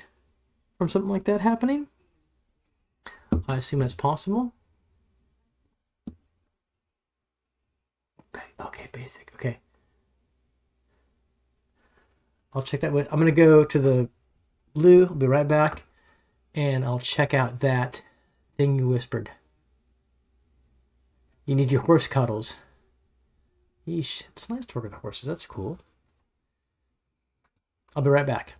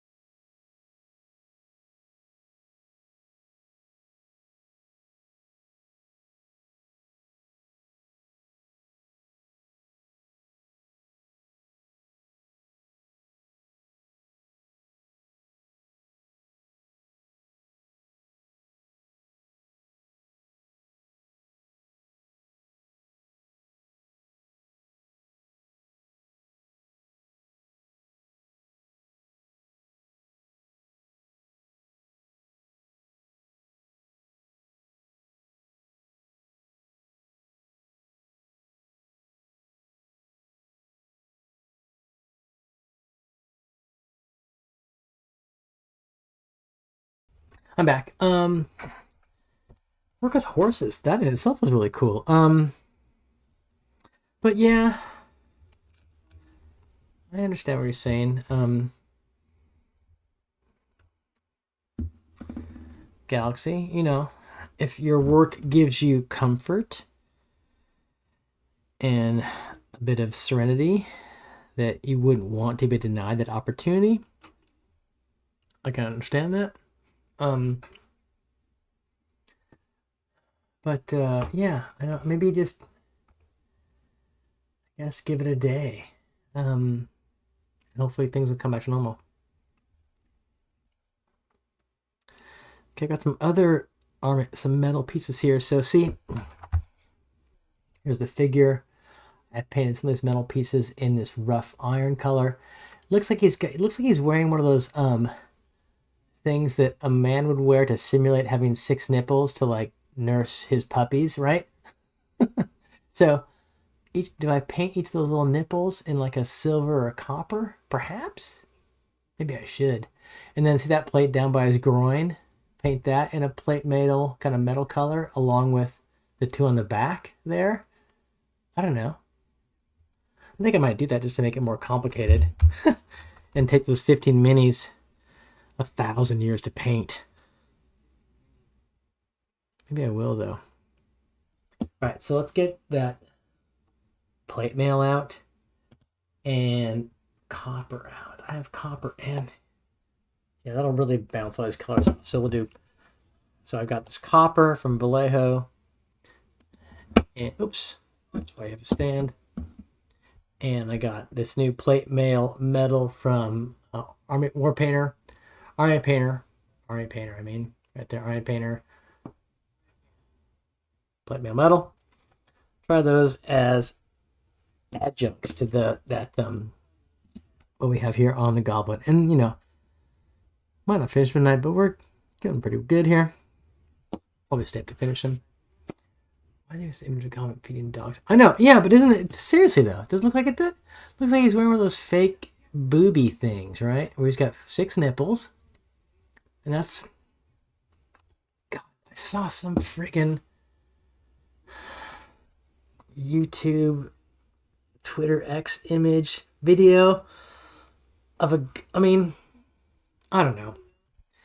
It was this dude and he was wearing like a fake boob thing and it had a place for him to like insert a milk bottle and so his daughter could feed off the milk bottle as if I think it was a daughter, well the child at any rate was feeding off the breast of a woman. And I was like, oh my God. I was like, I fed, my daughter, our daughter, my wife and I. My wife, we breastfed for a year plus. My wife pumped. And I would feed our daughter with a bottle of pumped breast milk. But I just fed her like this. I didn't have to like slot the bottle into a fake boob thing. A boob holster. I was like, that's just ridiculous. Anyways, yeah. But that's what this makes me think of. This is a boob holster. This is what that is. Where are you in BG3 there, Grey League? I keep trying to play this week. Is it? I think it is. You're right. I think it is in Meet the Fockers, Trish Talker. But I saw this recently, and just like a couple days ago, in a random X Twitter post. I was like, oh my God. Why would you do that? Why would you buy that thing? Just hold your child in your arms and feed her with a bottle if you have. If you do, you don't need to mimic a breast nipple. I mean, for God's sakes. Yeah. Army of Rats. Oh God, Grayling, that sounds horrible. Just saying, Army of Rats. I've tried to play a couple times this week. Like, I get home, I got all this stuff to do, making dinner, cleaning up, blah blah, whatever. I got my terrain system downstairs in the basement. I'm trying to finish my XPS foam terrain.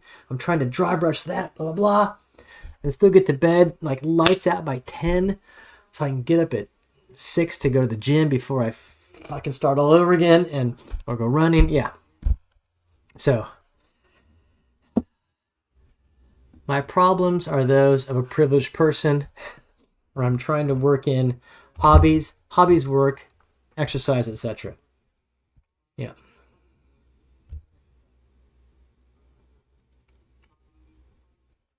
Oh, or was this in the podcast? You're right. I should have brought it up. You're right, Trish Tucker. I should have brought it up. Trish Tucker, you should. Yeah, I mean, it is. I don't play video games. I don't know if you're a video game player. It is, I think, a faithful recreation of the combat mechanics for 5e. Right. So it is. It is 5e D&D for certain. I just wouldn't want you to think that you need to get better at 5e combat mechanics. But I think on Steam it was 100. When I bought it last year, it was $100 on Steam. Maybe it's cheaper now. I don't think I can give you my copy. I don't think it works. I don't know how Steam works, but I don't think that works that way. If you want to try it out, you could like maybe borrow my. Anyways, we could talk about it. But yeah, it's just for me. You can ask Grey League too. It's a huge time suck. For me to play Baldur's Gate 3, I want 3 hours at least to sit down and play it. Right?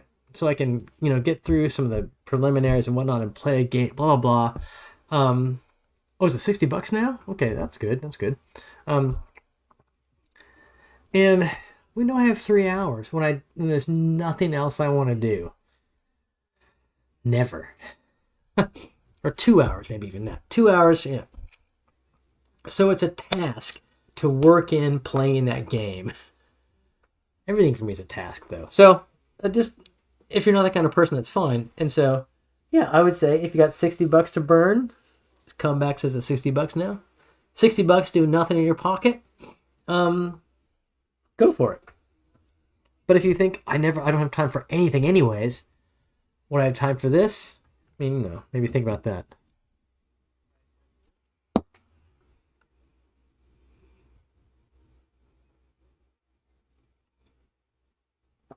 It's always just time.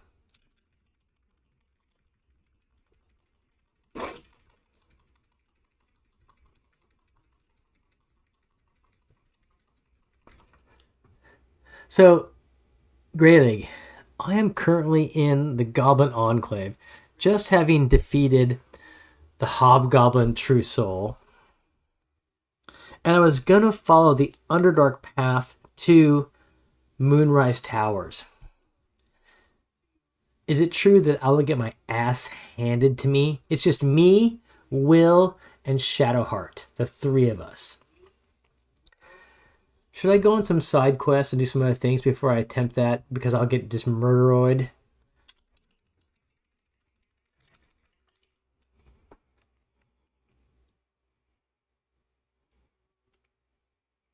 Ooh, this looks like Blue Knight. This looks like Paladin Steel from, or Blue Knight's Steel from. Okay. Okay, yeah. I need a fourth player, so I should do some other stuff to pick up a fourth player.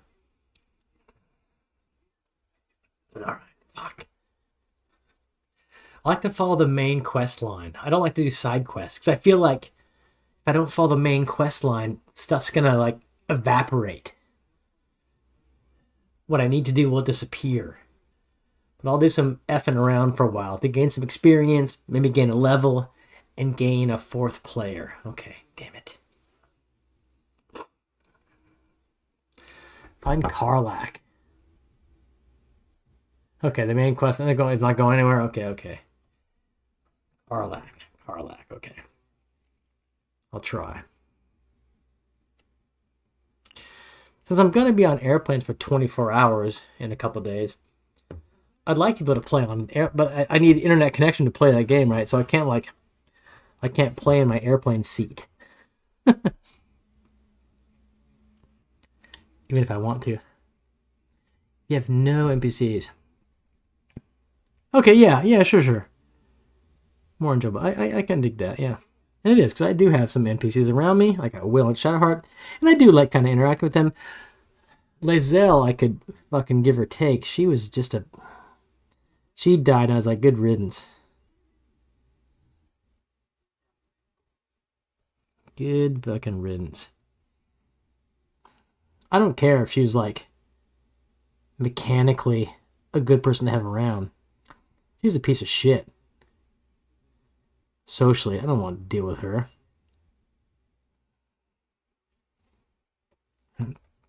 If that makes me not a good player, fine, because she was a piece of shit.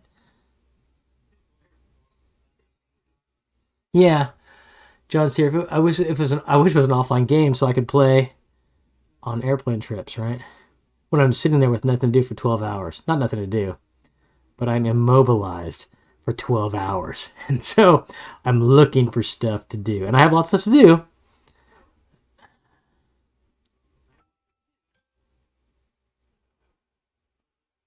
But I would enjoy being able to play that game on an airplane.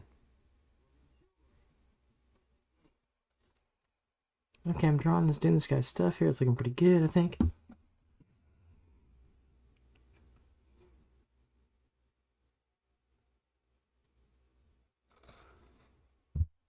Right. Okay. I have done some of those. I'm just talking to myself. Getting his armor things done. On our goblin. I gotta do his face. Make his face look really good. So that would be a task, which I will take up shortly. Just talking, yeah, I want to sit down with you and paint minis just because you're interested. Maybe some Friday night. If you're doing nothing, come up here and we'll do some mini painting. I can introduce you to 80s movies. We could watch like Hawk the Slayer. Fucking Hawk the Slayer. Conan the Barbarian. Drink beer and paint minis. And maybe Loki will join us. She has before, but she can do needlepoint while we paint minis.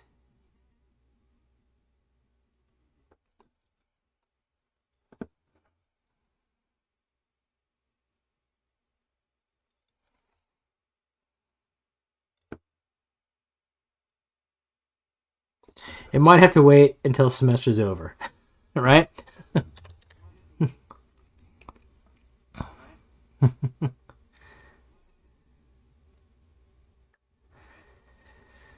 Yeah, comeback, I mean, I don't know. There's procedures, right? So everything you break. So my hand is like on the table. I'm holding this mount. This hand is also on the mount. Everything you brace, everything.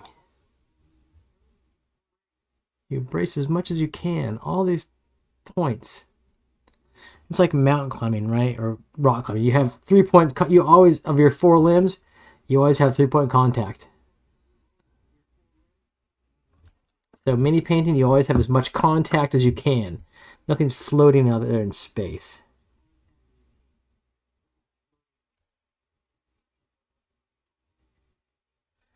But yeah, I mean, sometimes I'm kind of bobbly and paint's flying around, but normally that is because I'm shaky, blah blah blah. I'm not bracing correctly. I'm not pulling the brush back towards me, and usually that's because I've been drinking too much, right? That's where that happens. Seriously, that's what's going on. It's not that I don't have it's not that I have shaky hands. It's that I've been drinking too much and I'm no longer focusing on what I'm doing.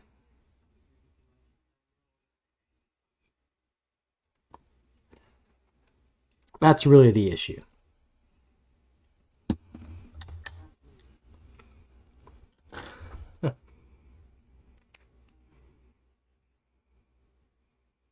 Yeah. Although Loki, the last time we mini painted together, she painted my Catawba. So the Catawba is a famous monster in D&D, and I let her paint my Catawba, and even she would suggest she did not do a good job. It can be rescued, but here's the current Catawba. This needs work, okay? It's all too monochrome blob color. We need to paint the creature with considering shadows and lighting and contrasting colors. It's not a dog comeback. The Catawba is a famous D&D 1E monster that is actually also in 5e. So if you look up the 5e monster manual, there is the Catawba. It's nerfed compared to the 1e Catawba. So for example, another difference between 1e and 2e compared to 5e is a more deadly game. I'm sure maybe Trish Talker, you heard me say it before. But as an example, for example, undeads. I mentioned this last time. Undeads in 1e, some undeads, powerful undeads, wights, ghouls, they have level drained. So they have life drain attacks. So they touch you and you lose a level. You're just done. You were 5th level, now you're 4th. And so you run into a bunch of ghouls and you're like, holy fuck, let's get the fuck out of here. How do we cannot, they are seriously powerful. That's like, yeah. You have to have some kind of magic on him or ability to counteract that. Or you're just screwed and you run away.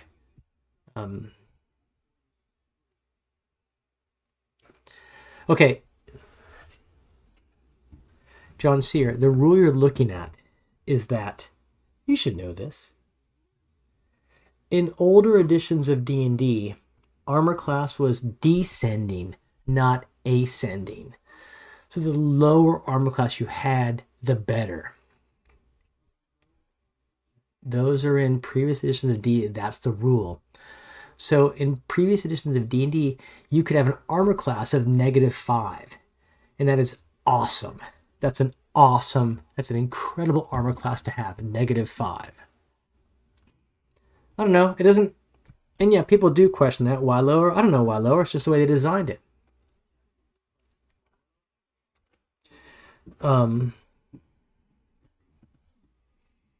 So yeah, so the basic armor class. So no armor, no dex bonus was 10, but as you had dexterity bonuses and armor, your armor class got lowered.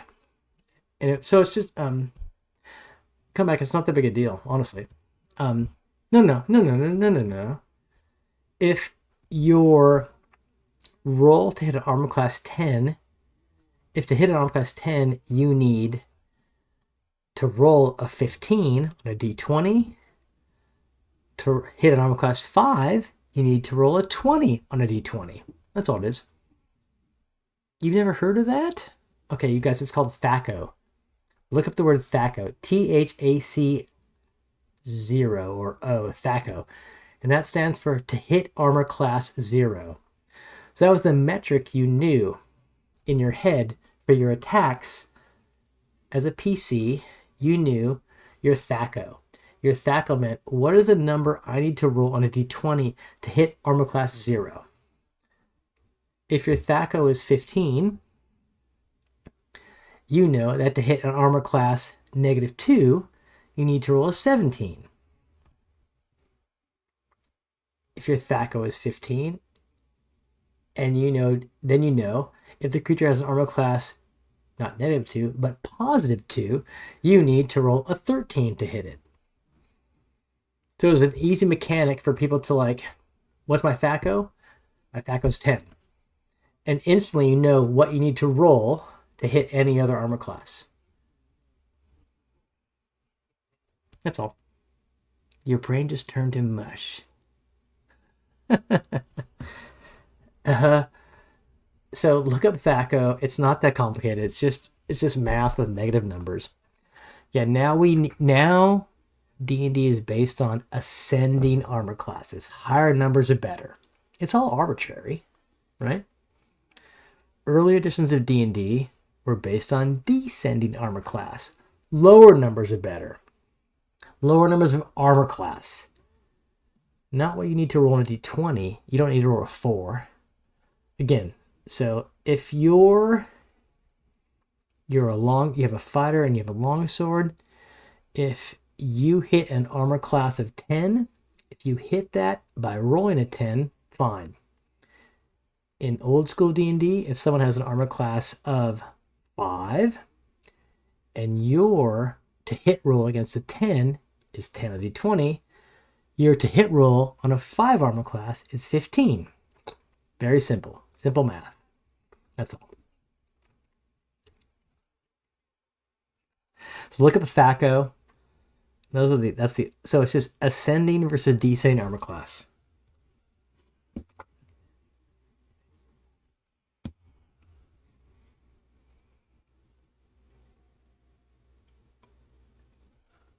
Honestly, it's super simple once you just accept it. Because it's all arbitrary, right? Numbers are arbitrary. But I understand it can be difficult to wrap your head around immediately.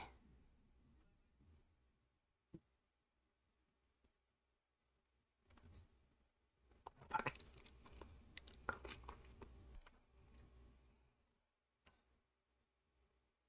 So, 1 AC is 17. In descending armor class,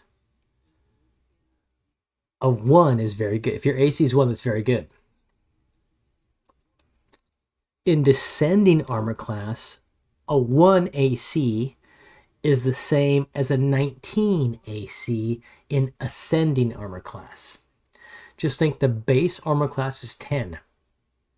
For both these systems, the base armor class is 10. In 5e, if you have an armor class of 15, you are 5 above the base armor class. 5 better. That's all. In old school rules, 1e and 2e, with descending armor class, an AC of 5 is 5 better than the base armor class of 10. That's all it is.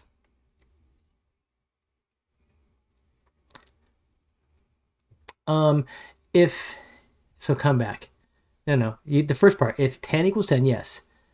And in old school D&D, a 5 AC is equivalent to a 15 AC in 5th edition rules. No, a negative 5 AC in 1st edition rules is equivalent to a 25 AC in 5th edition. Negative 5 is 15 points away from 10 negative.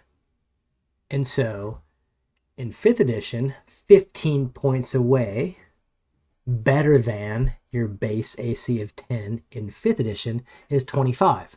So negative 5 AC in 1st edition is equivalent to a 25 AC in 5th edition. That's it. Simple. And I'm glad you get it.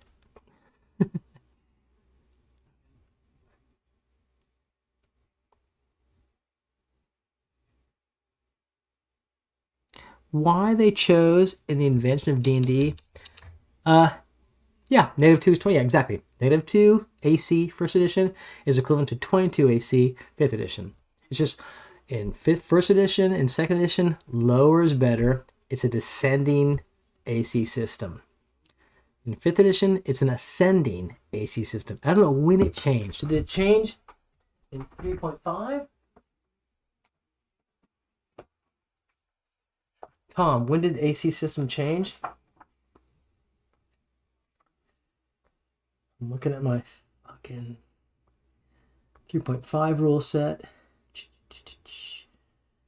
Someone look up when AC changed, please. Armor 1.4.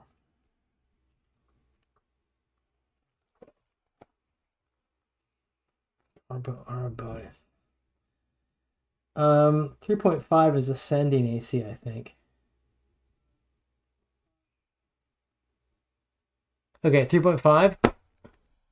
Yeah, okay, 3.5. This is ascending AC, 3.53. So, yeah, that's when it changed. And here's 2 2nd edition AC. And let me look. So, look at some equipment stuff. Armor, 69. 69, dude. Animals, weapons, armor. Oh, costs and weight. But yeah, okay.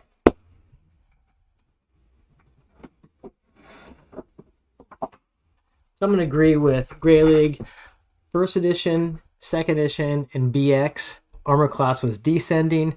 With 3 and 3.5, they switched to ascending armor class. That's all.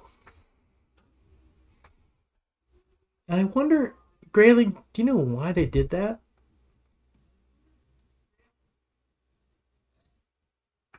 It might have been because it was intuitively more understandable.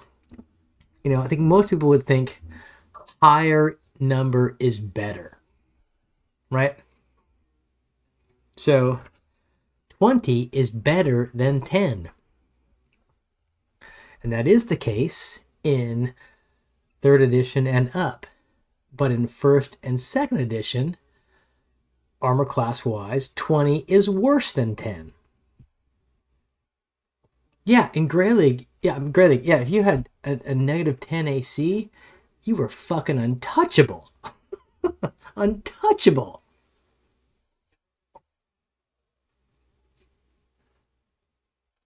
I'm wondering what here's my folder of ancient 1E character sheets from my days in the 80s.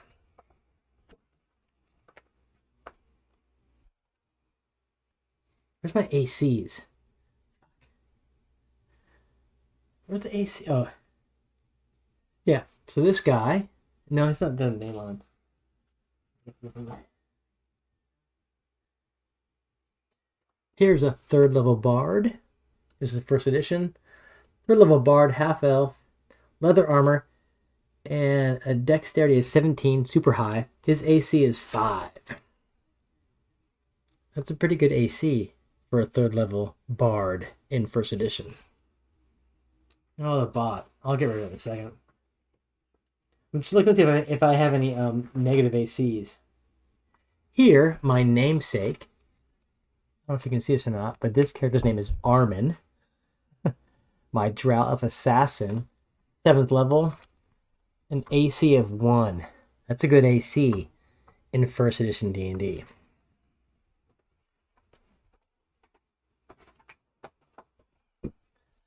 Let me, yeah. Let me get rid of that bot here.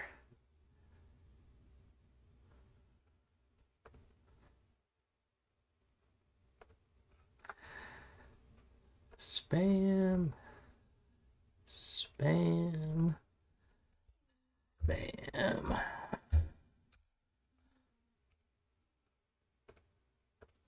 That's the third bot tonight. It must be something in my settings that lets bots come in. I need to look that up. I mean, it doesn't matter to delete them, but yeah, it's kind of strange. Because I certainly don't, I'm not, yeah. It's just odd to me. Okay, I'm gonna go back to painting the nipple breastplate here for comeback, because I know we're into this.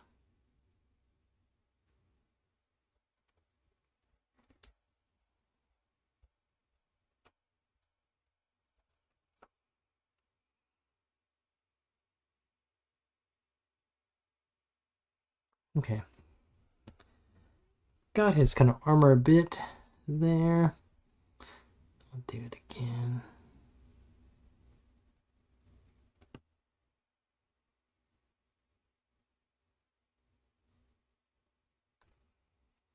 Right. Do some dots there.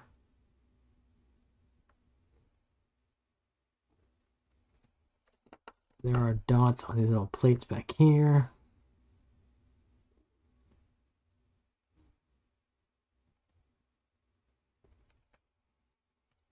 Excellent. Okay.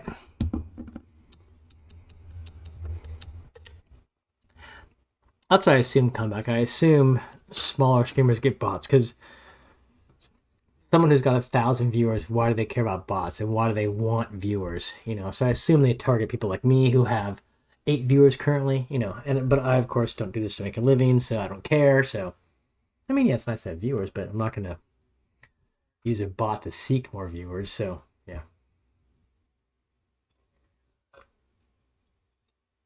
Let's just delete them as fast as we can.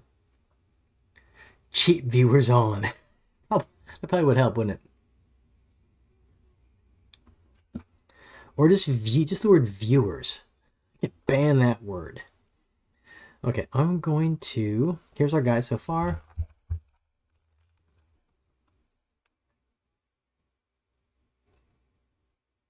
Unfocus.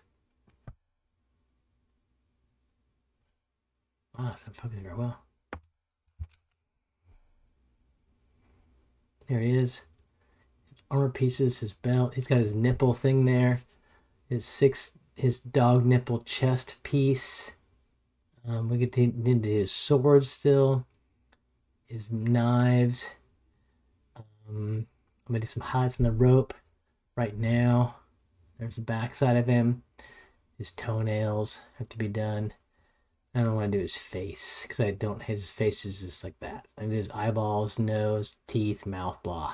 So let's work on that. I'm going to highlight quickly first. Not quickly. Who knows how fast I'll be. Rope parts.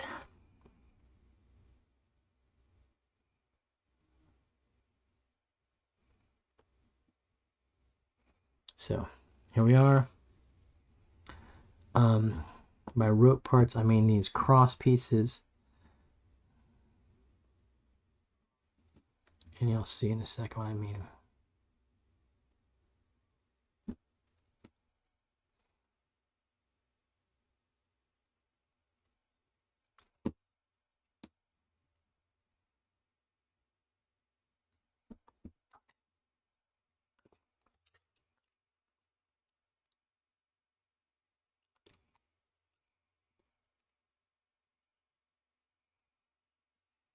cross pieces.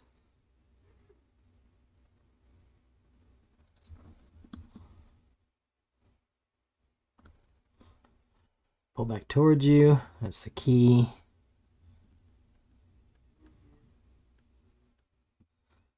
Pull back towards you. If you can.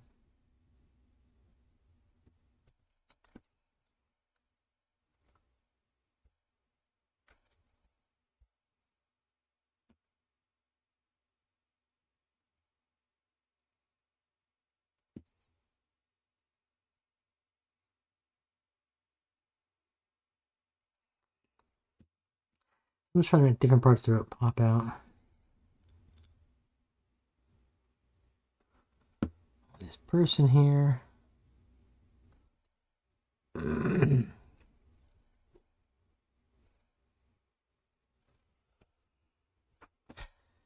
works for me.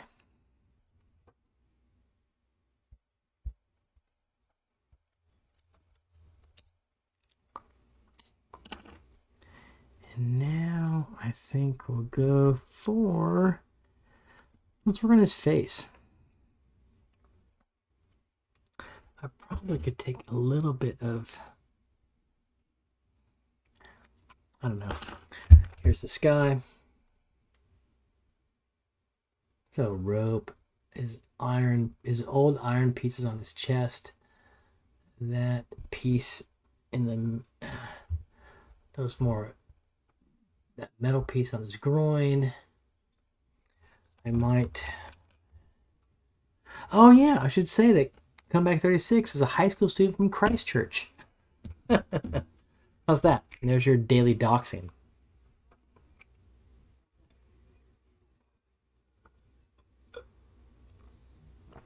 Who should be studying for his bio-internal, right?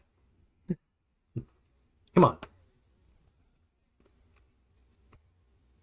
Revising, sorry.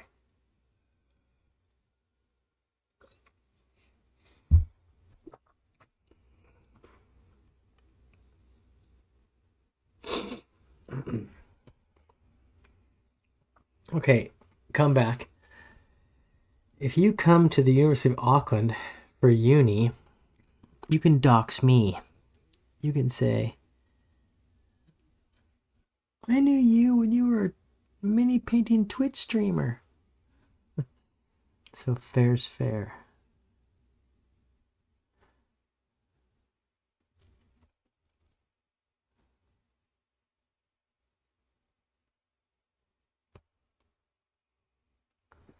Wrong. You're not doing your bio-internal right now or whatever it is.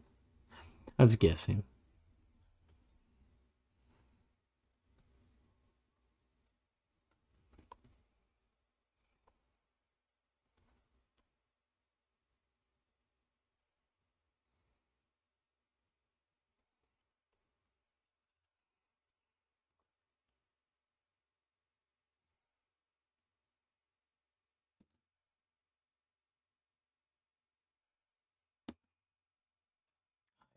Sorry. General science? Physics? What is it?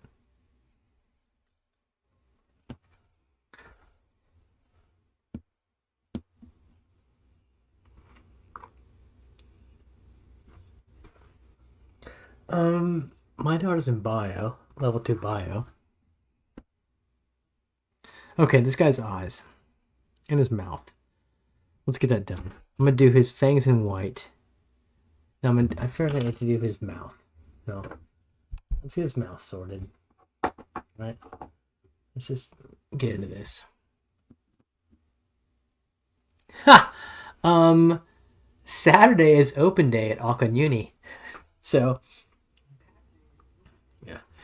You can dox me. You can dox me. I'll accept it.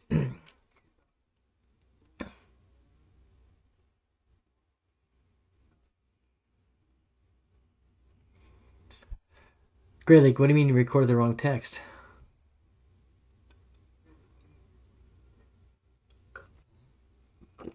Like you were dox. Greyhawk means to call someone out by their real name online. like their given name, or to reveal their real identity online. I don't know what the etymology is of the term dox, where it comes from. Why does that shape? I don't know. You don't know. Sorry, what? You don't know? I don't know. Shaking my paint up there. Okay. Need a vortex shaker. Be nice. Yeah. Going to bed soon. Yeah. Keep it down. Watch the bird.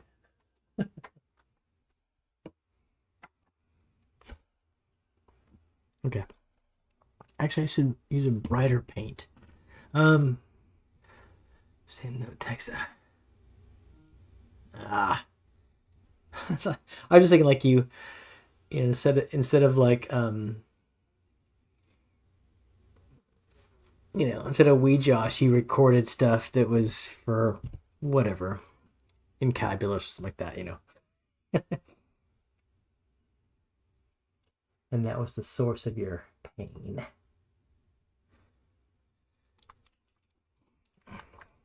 This doesn't sound like we Josh. It sounds more evil.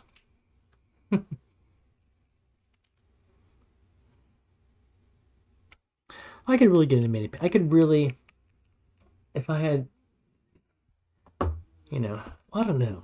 I always think, not always think, but you think about like, if you had no need for money, what would you do? Would I mini paint all day? Would I build terrain? Would I write D&D modules? I don't know. I kind of think I would, but I don't really. Would I really?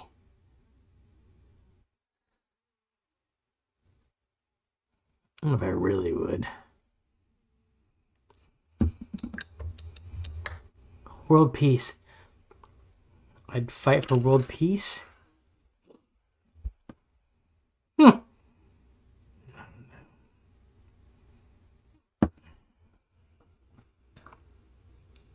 Really? I mean, what fulfills us? Right? That's what Miss Universe says. Okay, come back. Yeah. I'm gonna. Yeah, world peace maybe. Well, right now, in this moment, yes, world peace is impossible. But right now, in this moment, we would argue or assume that many things are impossible. I would say that doesn't mean we should give up thinking about them, right? You're right. There will always be conflict, sure. But in a more philosophical bent, which is where I'm leaning towards, right? What we currently view to be impossible, does that mean we should not try? I don't think that's, and I'm not talking about world peace, I'm talking about in general. I don't think that's a healthy perspective. I think we might see things as impossible and we should say, okay, we should still reach towards those things.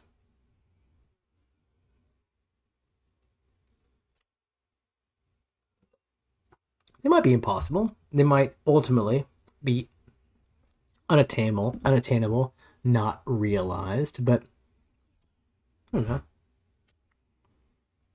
We still might want to investigate them.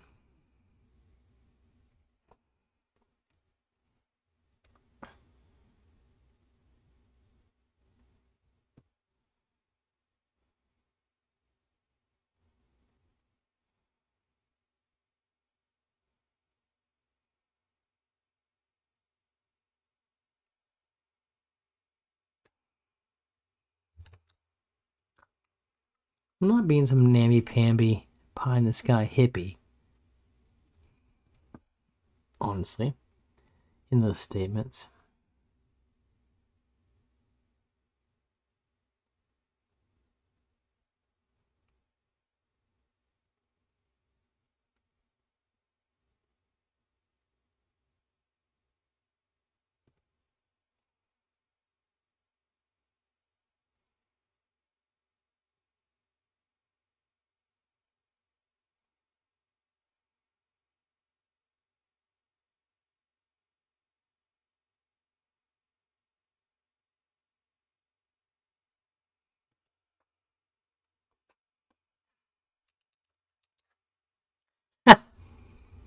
Chill in your little bunker. That's fine.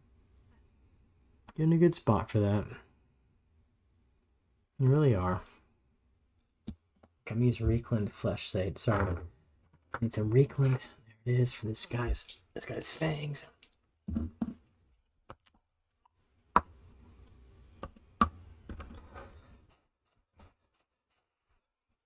But I don't know. I mean, I'm an old man. Come back. You're a young person.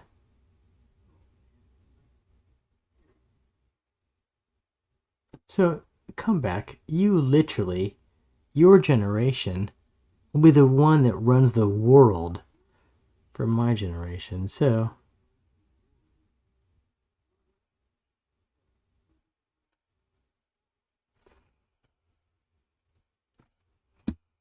as it always is.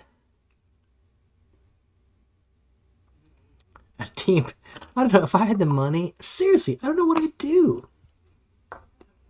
There's probably a problem for people who win those massive lottery jackpots. What do I do now? I don't have to work, but work has defined my life, as it defines all of our lives to a huge degree, right? I don't have to do that now. What do I do? I'd like to think if I was all of a sudden hugely wealthy, I would still do what I do. I would still be a professor of archaeology. I'd have multiple houses. I'd have a house. I'd buy a nicer house in Auckland with a view of the water, probably Remaware or something like that, right? I'd buy a house in Hawaii. I'd buy a house in the Northwest. Loki'd buy a house for her mom. I'd take lots of trips. I'd probably keep working though in archaeology, teaching classes. I probably would seriously retire at 65. Maybe I'd retire early. Maybe I'd retire at 60. You know, and do what I want. Then do more. I don't know. It's hard to because it's not. It's not because it's not going to happen. It's hard to take the concept seriously, in my mind. So that's not a very good answer, maybe. But oh, what you, John's here? We're just talking about random shit. You missed nothing. What if I win the lottery? Or the difference between first edition and fifth edition rule sets? THACO. So you missed, yeah, that's what you missed. Lottery winning, first edition versus fifth edition rules. But it, I think.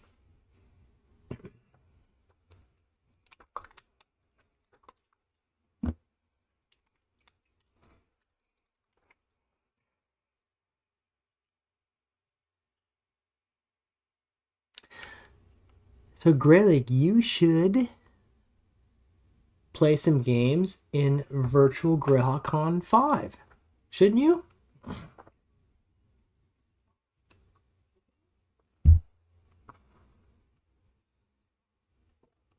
you going to sign up? Are you going to play?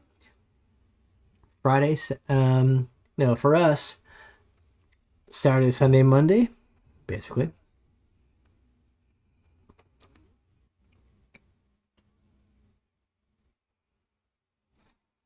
Okay, I'm doing some eye blobs here.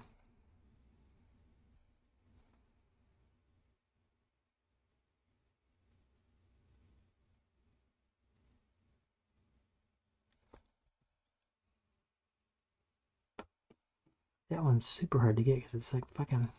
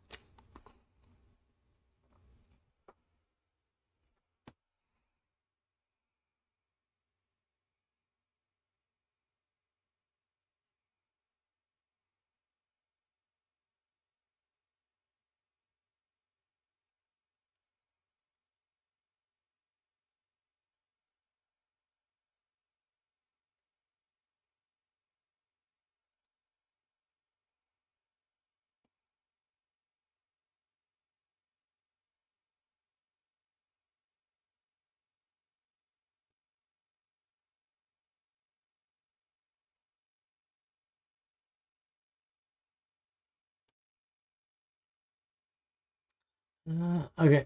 Okay. Comeback. Um, there is a online D&D convention that privileges or supports or emphasizes the world of Greyhawk role-playing campaign setting. And there's a convention called Virtual Greyhawk Con. It's been going for 5 years now, and it is occurring over the first weekend of October. People can sign up and play in games, DM games if they want. Anyways, I was encouraging Grey League or asking if he was going to play in any of those games. So, you played 5e, 5e Pathfinder 2e,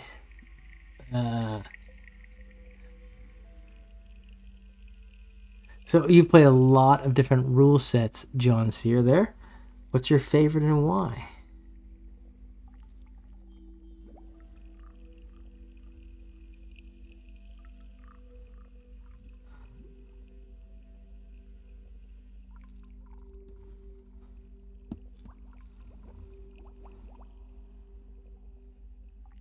I'm highlighting this guy's arm muscles right now. So pardon me.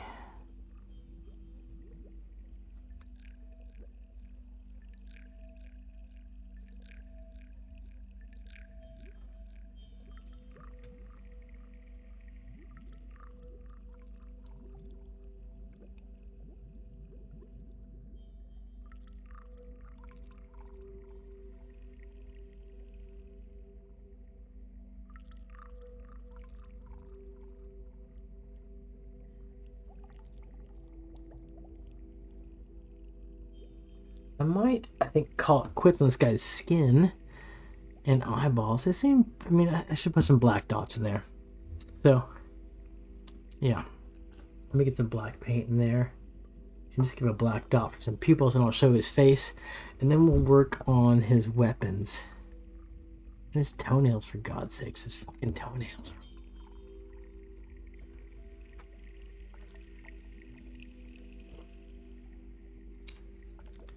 You know, basic goblin. He fits the bill for a basic goblin. I need a tiny brush for eyeballs. And there we are.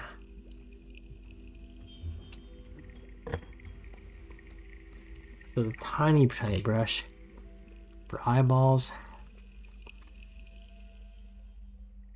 It's just like a fucking hair. A couple hairs of brush. Let me pop this eyeball in and I'll show you.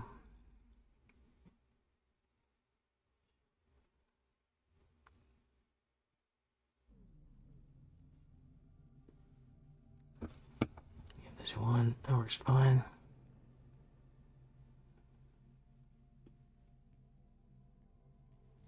Yeah, there. Takes us a second to these eyeballs. So let me show you this guy now.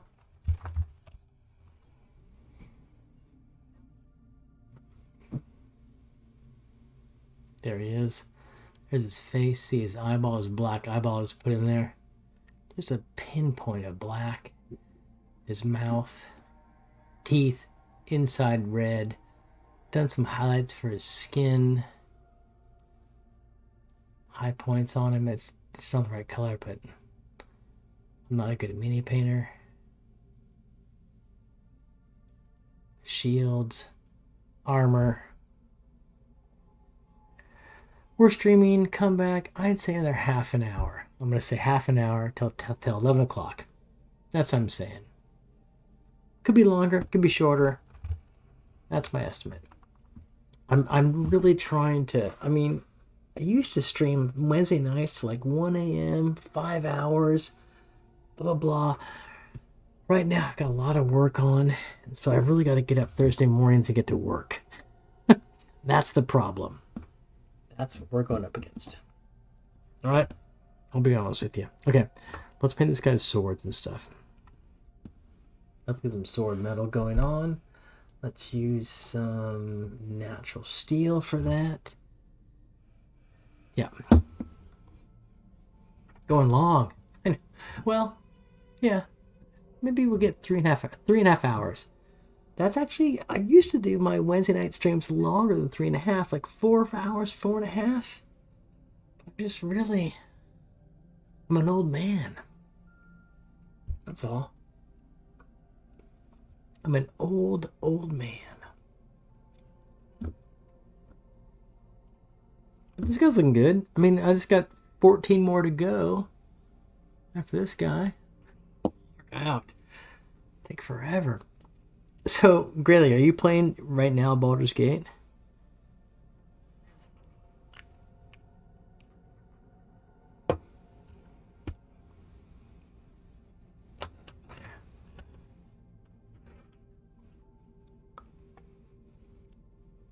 Yeah, I'm a young kid compared to your great grandmother. As are you. Because you're not that much older than me. If I remember correctly.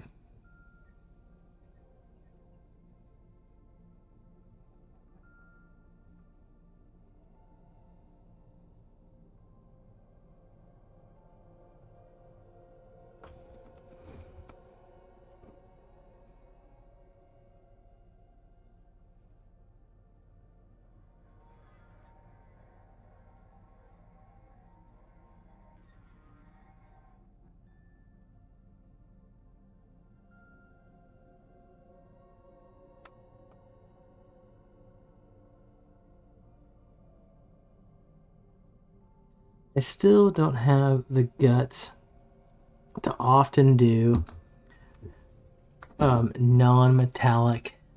I know, comeback. Fuck, you're a baby comeback. Jesus Christ. You're a mewling, pissing baby.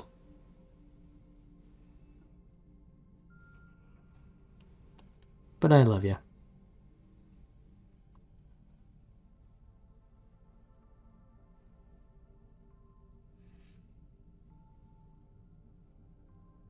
Okay, there's those weapons. I'm gonna try to finish. So I'm gonna get some. So he's rather green and brown. You're a sewer rat. I'm an old man. You're younger than me? I thought you were older than me. I'm 53. You're 50. Fuck. God damn it.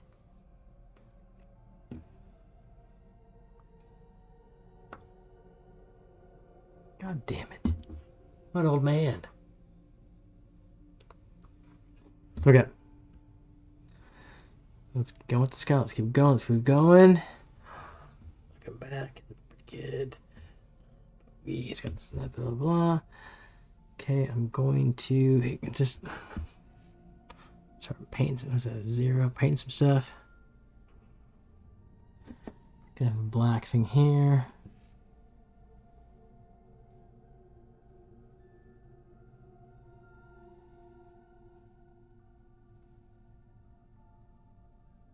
I forget what the cross piece on the sword is called.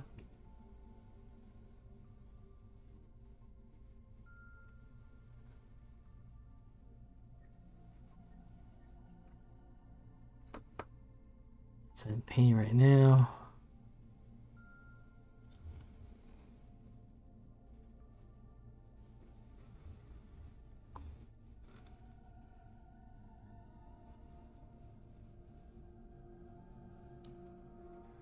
And oh, that one, yeah, up there too.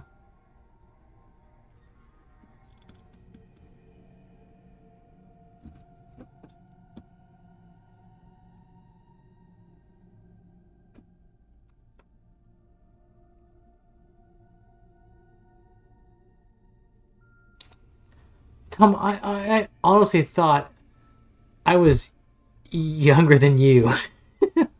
Not that you look old, but I thought, for some reason, I thought I was the younger guy. God damn it. I'm the older guy. You're fucking 48. You're a baby. Jesus. I thought I was the baby. Ah. Bummer. Yeah, dude, come back. I'm 53. Yeah, exactly. Mammoth hide, indeed. Oh, come back the 80s. I'm a child of the 80s. So in 1980, I was 10. Yeah, I was born in 1970. So really, I remember the 80s. That's when I was a 10-year-old, and like growing up. Graduated from high school in 1989 when I was 18 at that point. Yeah, so I'm a child of the 80s. That's my time period. It was a good time period. I mean, I guess we all like. Well, maybe we don't, but I had a great childhood. God, awesome. I'm gonna make his.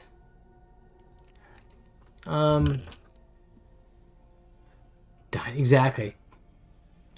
Really? So your dad is not 50 fucking 3? Jesus God, your dad's a baby. But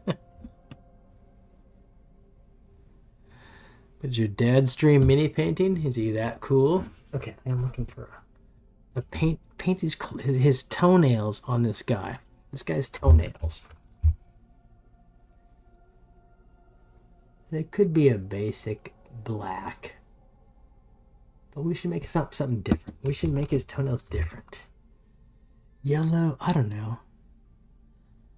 He's got really.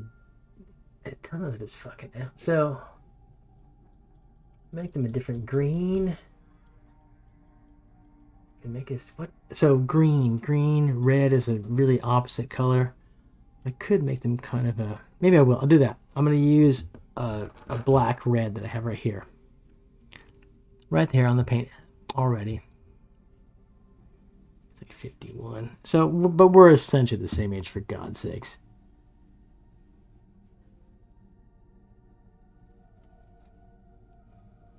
It's not like your dad is 12 years old.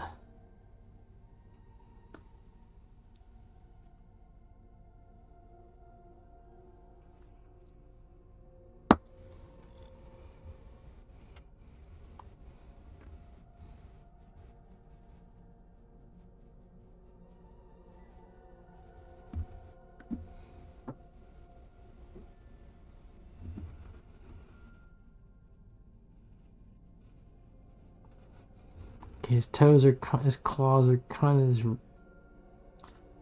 purpley red. It's a dark red, black red kind of thing. So that works.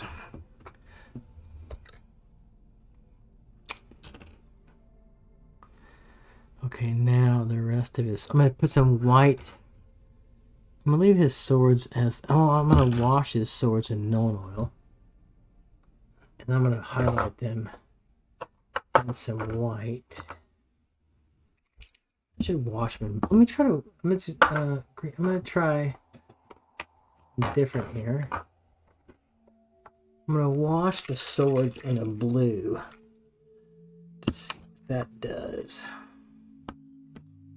Let's just see this for fun. It's my 0. Is it 2?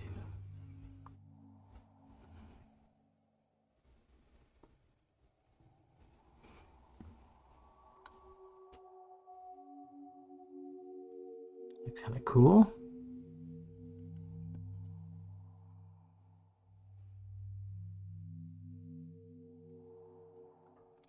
Blue steel.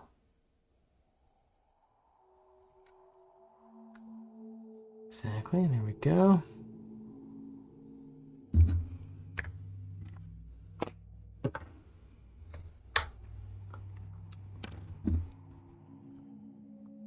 There that is. I have not done any highlighting, but there's the kind of blue steel blades. Looks better than normal. I'll be back in a second to do some white highlights on those blue steel blades, and then the rest of him. And then we'll finish him off in the next 20 minutes, I promise. Be right back. I'm gonna take a break. I'll be back in 1.5 minutes.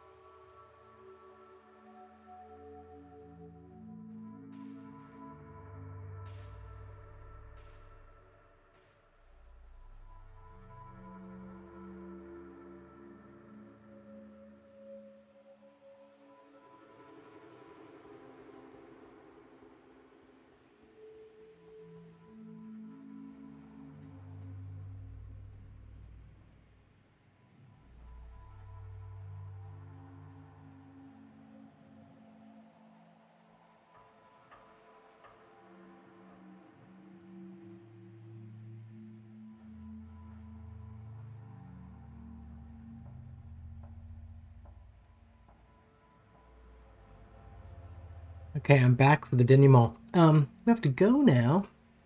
But that's fine. Okay. Come back. Thanks for coming by. I like doxing you. And maybe we'll meet someday. Go to bed. You're a young person. You need your sleep. Alright. Folks, I'm eating some peanut M&Ms. Finishing up this goblin. And we'll be done in half an hour. Raid into someone. We'll go to blissful sleep. Alright? So, actually I can't do those swords yet because they're still not dry. I can see the wash on them. So, got this wrist thing. What color should I paint that bracelet around his right wrist? I think I'm going to go with... Okay, let's make a color that bounces off. Here's what I'm talking about.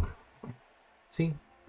On his right wrist, holding the sword in the down position. And a bracelet. What color should that be? I'm guessing it's metal. I guess it could be bone, or shell.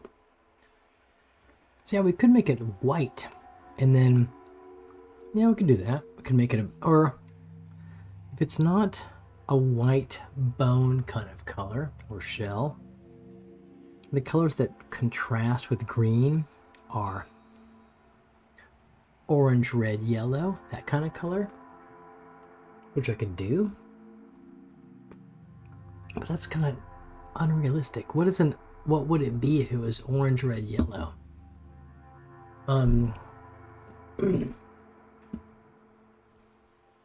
I could do this cool gunmetal blue.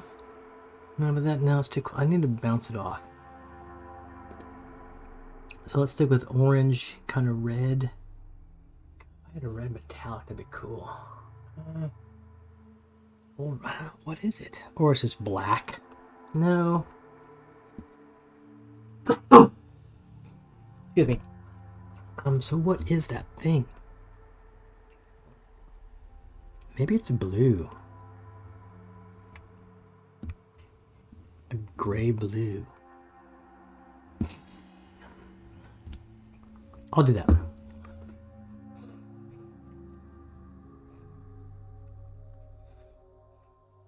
But, okay, green, blue. I think green, orangey. I'm just, yeah, really keen on that.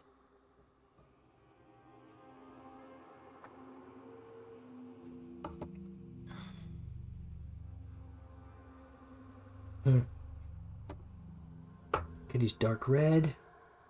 No, I could use this orange red. Amaranth red, which is, fuck, it's the same thing as orange red.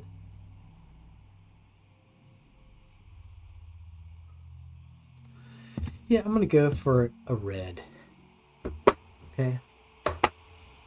We want that to pop off his skin. I don't have a red metallic, so I'll go for a general red. And what it is, what the thing actually is made out of, I don't know. So people can let their mind wander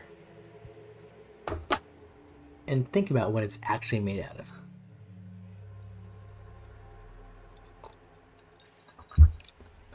If I paint this red color, I'll highlight, maybe I can highlight some aspects of it to make it pop out differently. So, God, this paint's so liquid. There it is.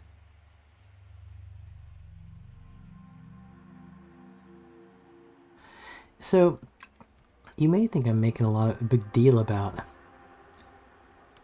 what color to use, but the really awesome painters out there, they do it unknowingly. Well, not unknowingly. It is just natural for them to like choose color schemes and paints that work together. And you don't even know it yourself. You don't, looking at it, you like don't know what they're doing. But the reason their stuff looks so good, one reason, is because of their ability, their experience, their know-how to choose colors that work well together.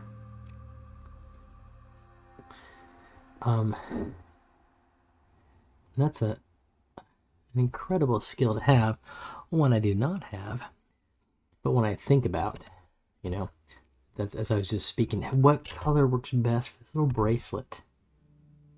Seriously, it's a simple question. But should we paint it? There is the question of what it is made out of. But also, what do you want to be made out of to make the best impact on the model? What will be realistic? What will be striking? Well, all those things. And they go beyond just deciding, oh, it's made out of wood or made out of gold or whatever. So, and I just went with the basic, okay, what is considered a basic color wheel? What colors contrast with, bounce off of, are different from greens? There's a lot of green here, what you might call those cool colors. Okay, that's okay. So you want a warm color, oranges, reds, yellows, to contrast with that. So that's why I chose that orange. And it's not, I think it's necessarily a good choice, but that's why I made that decision. That's how I paint this little wrist thing there, orange. I don't know what it is. But that's the reason for that choice, not random.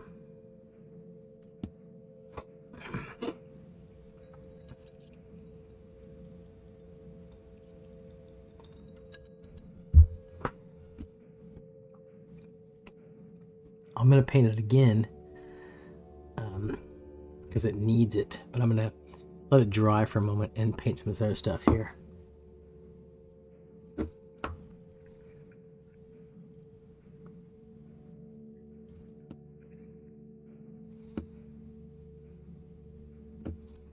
Don't always think so specifically about color. Some of it's like fucking this. Okay, I'm just gonna slap this paint on because I'm tired.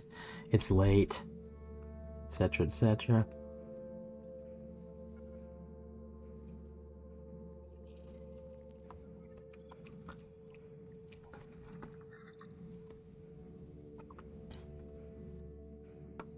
Just, I'm not saying I'm doing that right now, but it's, that occurs sometimes, right?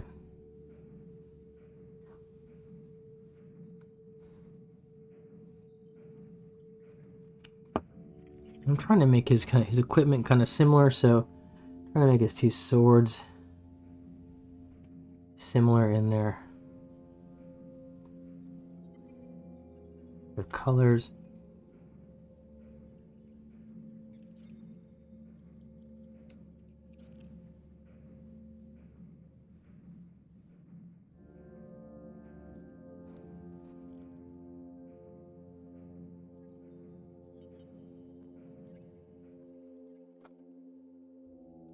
There's that.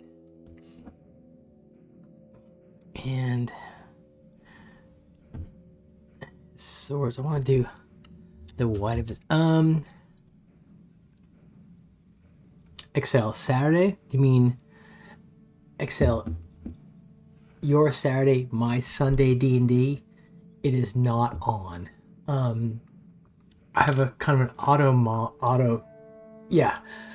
I'm leaving for Europe on my Monday for work, and I decided I'm busy I'm working a kind of off hours, extended hours thing on my Saturday, and I have Sunday, then I go to Europe, so I've decided I'm not gonna play Sunday. There's a chance I may stream a little bit of Baldur's Gate 3 on Sunday, just because I like to keep up I like to keep the schedule.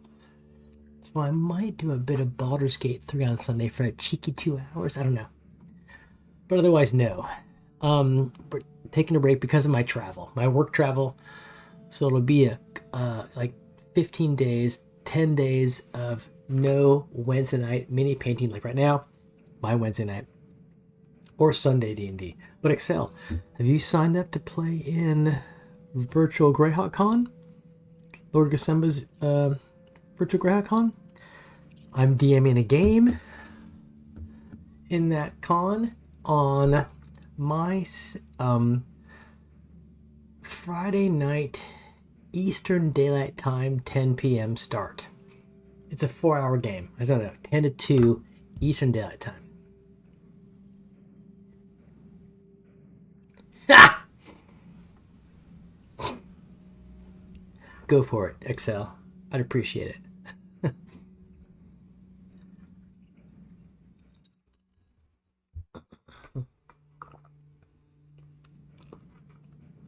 But tonight we're working on this goblin. He's almost done. Some more time here. I'm gonna paint his wrist thing there one more time. At least one more time.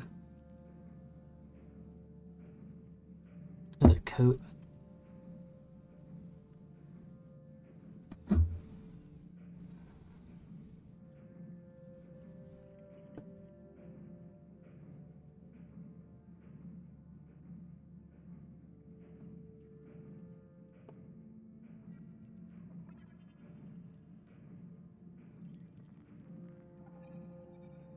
Good color.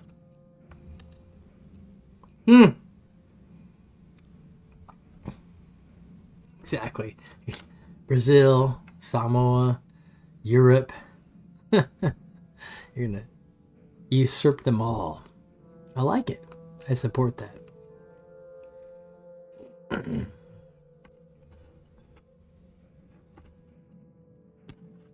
Yeah, man. Work calls. It's don't get me wrong. Fuck. I'm going to Italy for work, so it's pretty sweet, right, to be able to do that. I'm not, don't get me wrong.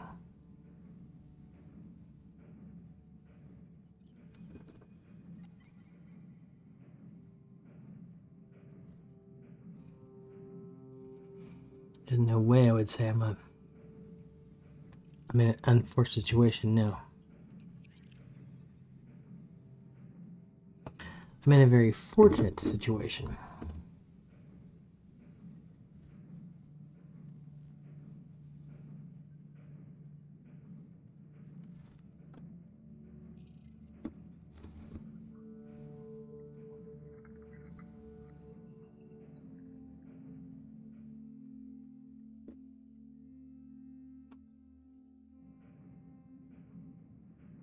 So I've just done a couple lines. I do get so this is not my own money. So this is travel for work. That I do not pay the airfares and that kind of stuff. No, I do not.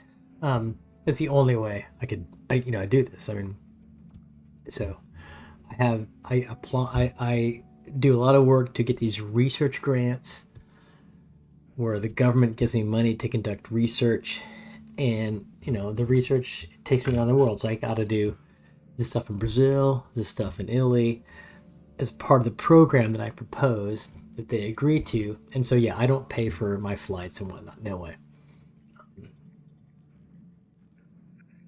So here's this guy so far. I did his swords a bit. I just put some basic plate mail steel on it. And then did some blue wash, then some white highlights to kind of produce. This is not non-metallic, but it's not a bad approximation of good steel for those blades, right?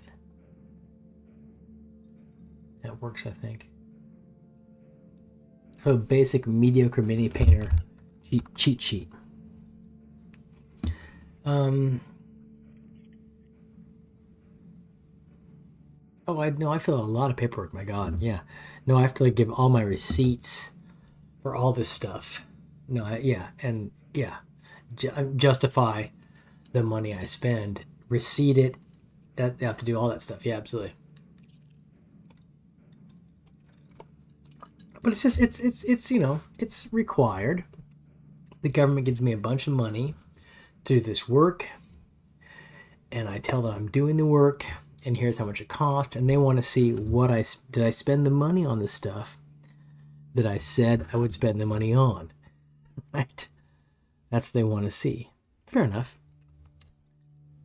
And so I said, yes, here's the receipts. So yes, I went to Brazil for this project, and here's the stuff we did. Here's how much it cost. You know. So that indeed, that's what I show them.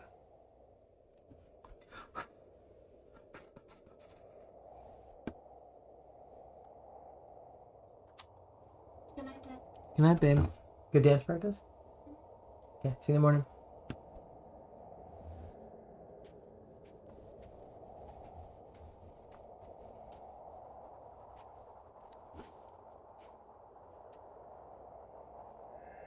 Trying to make his little wrist thing a bit more interesting.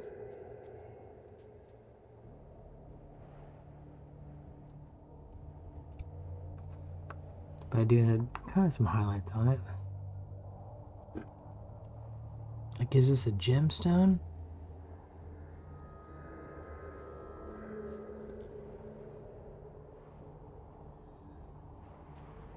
Some kind of carved gem on his wrist? I don't know.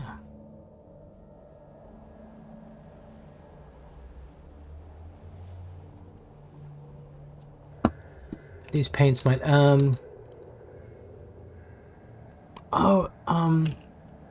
Excel, I was just finalizing my DM project yesterday.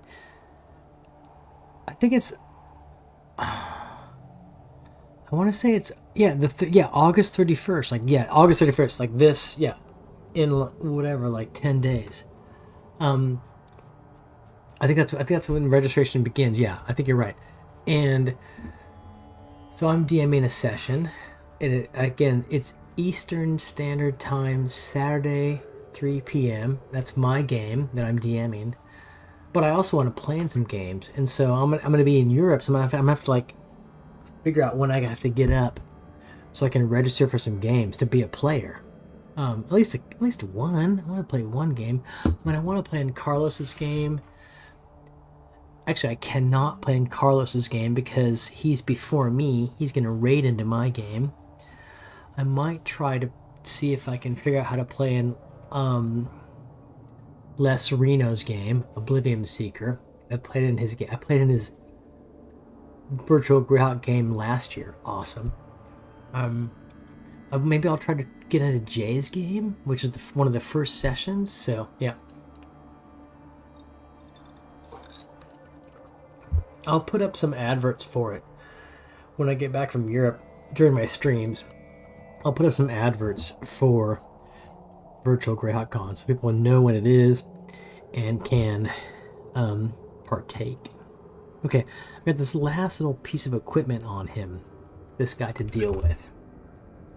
So, got his armor done, his swords, his wrist thing, all that stuff on him, his swords, everything except that thing hanging off his belt back there. And I want to say that's like a hand grenade.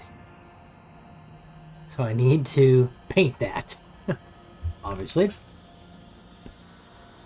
And it's metal.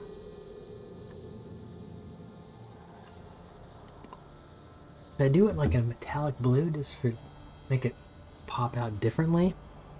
Maybe I'll do that.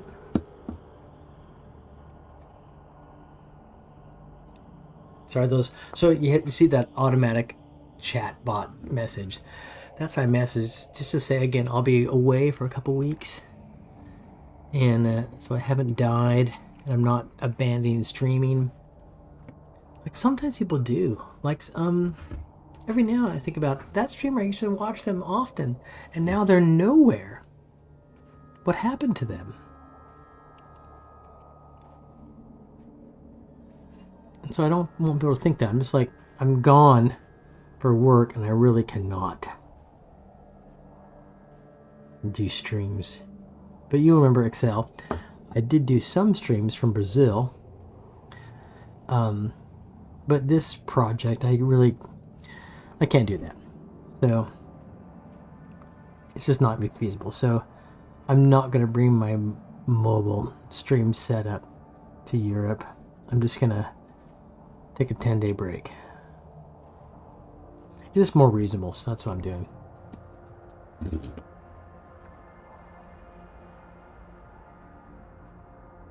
Trying to get in here.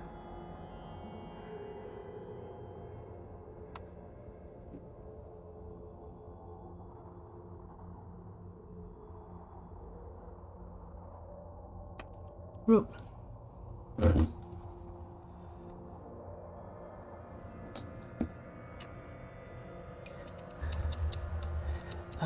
There's one stream I watch.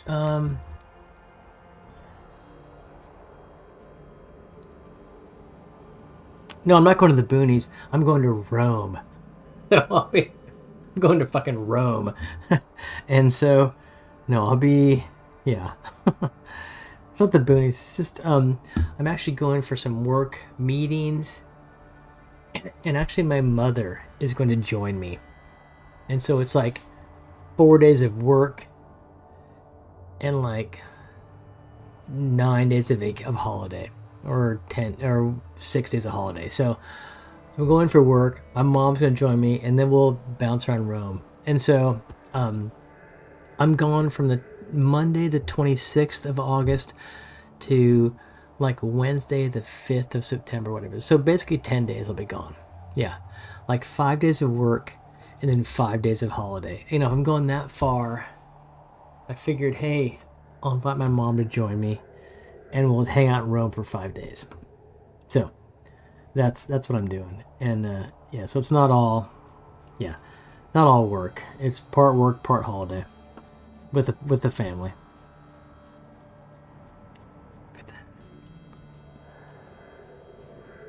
Yeah, there'll be not many. It's gonna be hot as fuck, but there won't be that many people there. So I don't know. Take the good with the bad, huh? It's gonna be so goddamn. Well, it'll be 30 degrees. Sorry. 30 degrees centigrade. Which in American, I don't know what that is, but it's goddamn hot. So 20 is 60. 30 degrees is like maybe 87 Fahrenheit. Is that about right? From my memory. So, yeah, that's what I'm doing. I'm gonna paint the rest with some black and then do some work on it.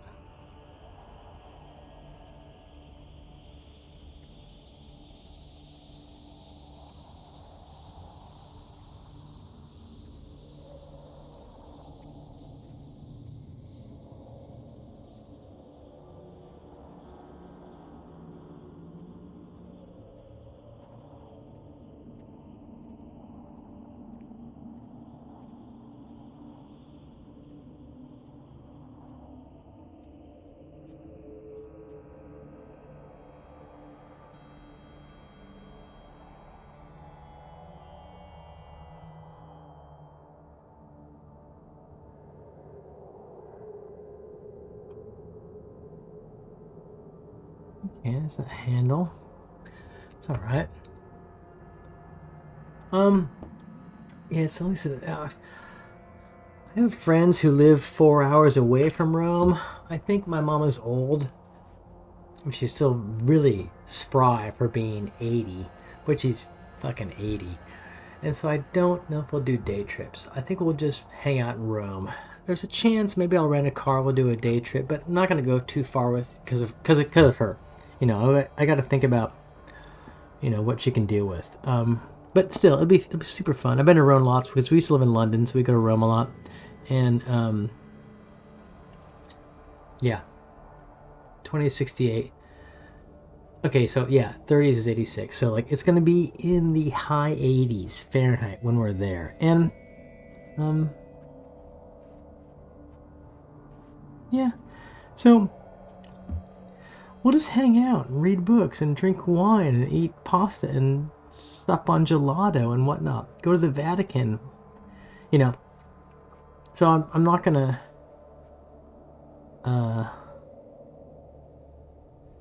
try to run her ragged, my 80-year-old mom, right?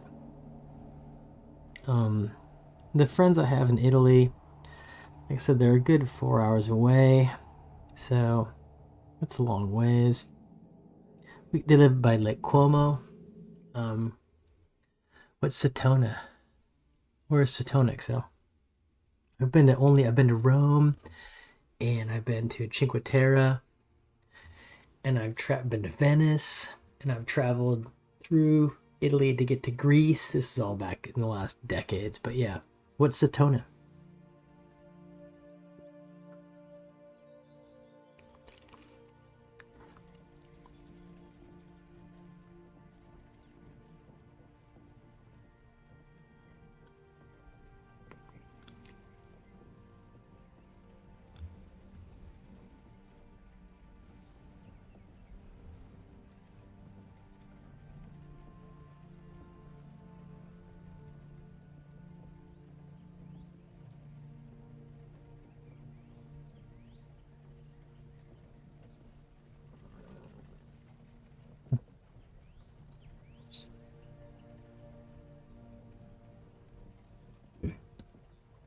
Um, it's in Rocca town.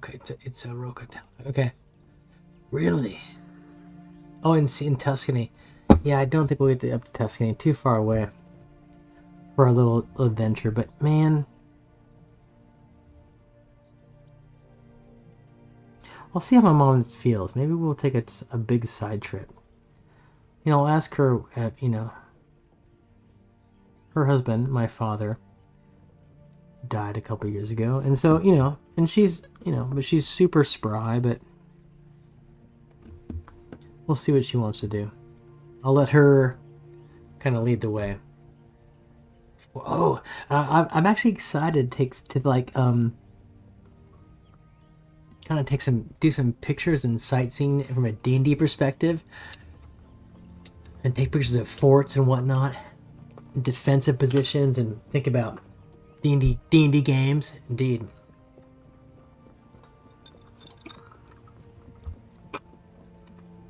Like music. Oh, he'll talk to me before. Nice.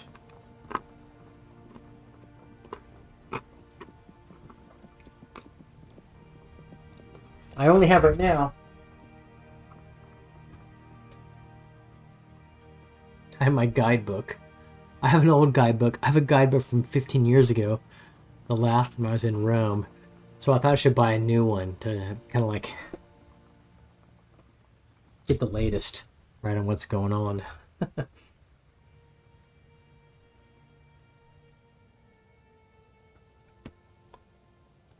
gotta do his toenails. I'm gonna highlight his toenail skin a little bit.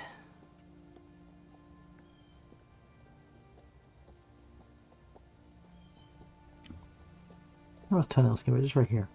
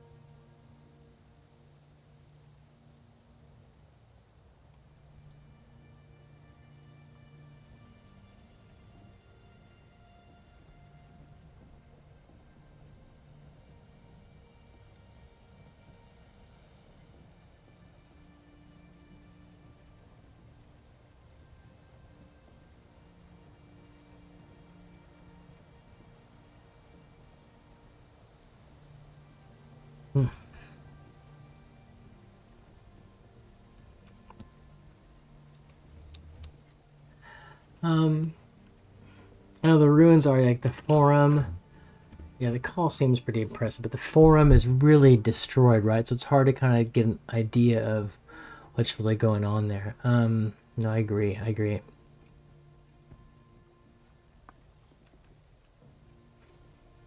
Here's this guy. This goblin. Got his sword done in his face. and the wristlet he's got, and at his back and whatnot is that thing he's carrying there, whatever it is. Aqueducts, yeah. I'll see if I can get my mom into doing this kind of. We have good like. Friday, Saturday, Sunday, Monday. We have a good 5 days of stuff to do without my work being involved. So, got a good 5 days to explore Rome. Maybe do a day trip. Maybe I'll rent a car. A day trip outside of Rome. That'd be nice. An easy way to see more of that stuff.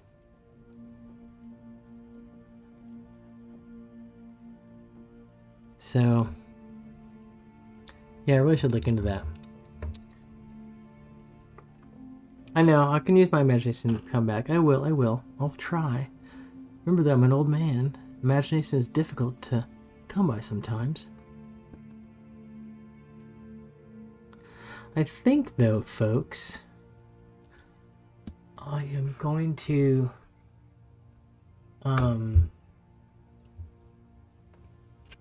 maybe call time on this session.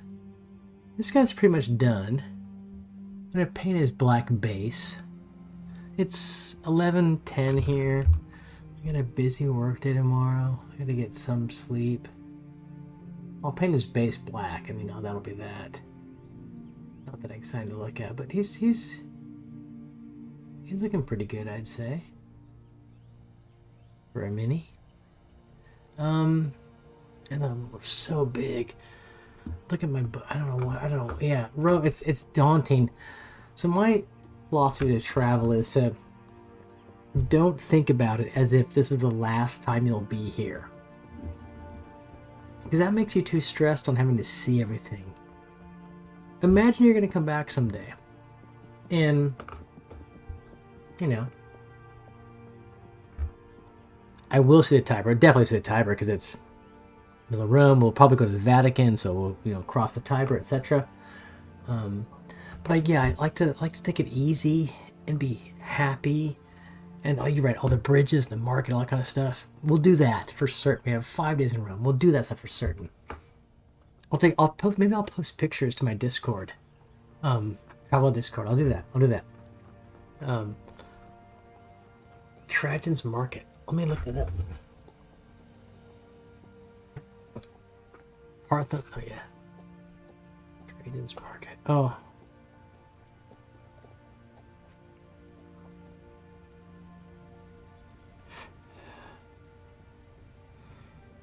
I will go see it. And I'll create a channel on my Discord for travel photos, and I'll post there. For those who are interested to kind of check it out. It'd be fun. Super fun.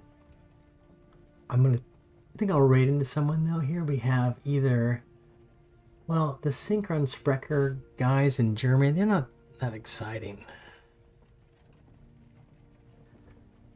I could go into Esmeralda, who's reading Hobbit stuff. GM Workshop, who's playing Baldur's Gate 3. Mike Moans, who's doing a video game. I don't know. Or maybe I should do the same category. Someone playing D&D. Pixie Love, Megatron, Mackenzie Fantasy Forge, Doom Donkey. I don't know. Okay, Alithia Dungeon Master. I don't know. Whatever it is, the past, or the future. The future. The past has occurred. The future, I think I'd visit, come back. Yeah. Oh yeah, that massive dome. I've been there when I was there in the early 2000s. Yeah, we'll go there definitely. Should we go see people playing The Curse of Strahd? The Devil of Barovia? Should we go check out Alithia Dungeon Master? Just see who they are, what they're doing. They're playing D&D. I don't know. Let's check them out. Okay, should we do that? I'm going to do that. Thank you guys for being here. Appreciate it. Yeah, see you, Greyhawk. Talk soon. We'll go see these folks who are playing Curse of Strahd. I will not necessarily be here on Sunday. I might sneak in a Baldur's Gate 3 stream quickly, but otherwise I'll see you in a couple weeks after I get back from Italy. And I'll try to post pictures to Discord, I promise. Okay. See you come back. See you Excel. See you Greyhawk. See y'all. Good night.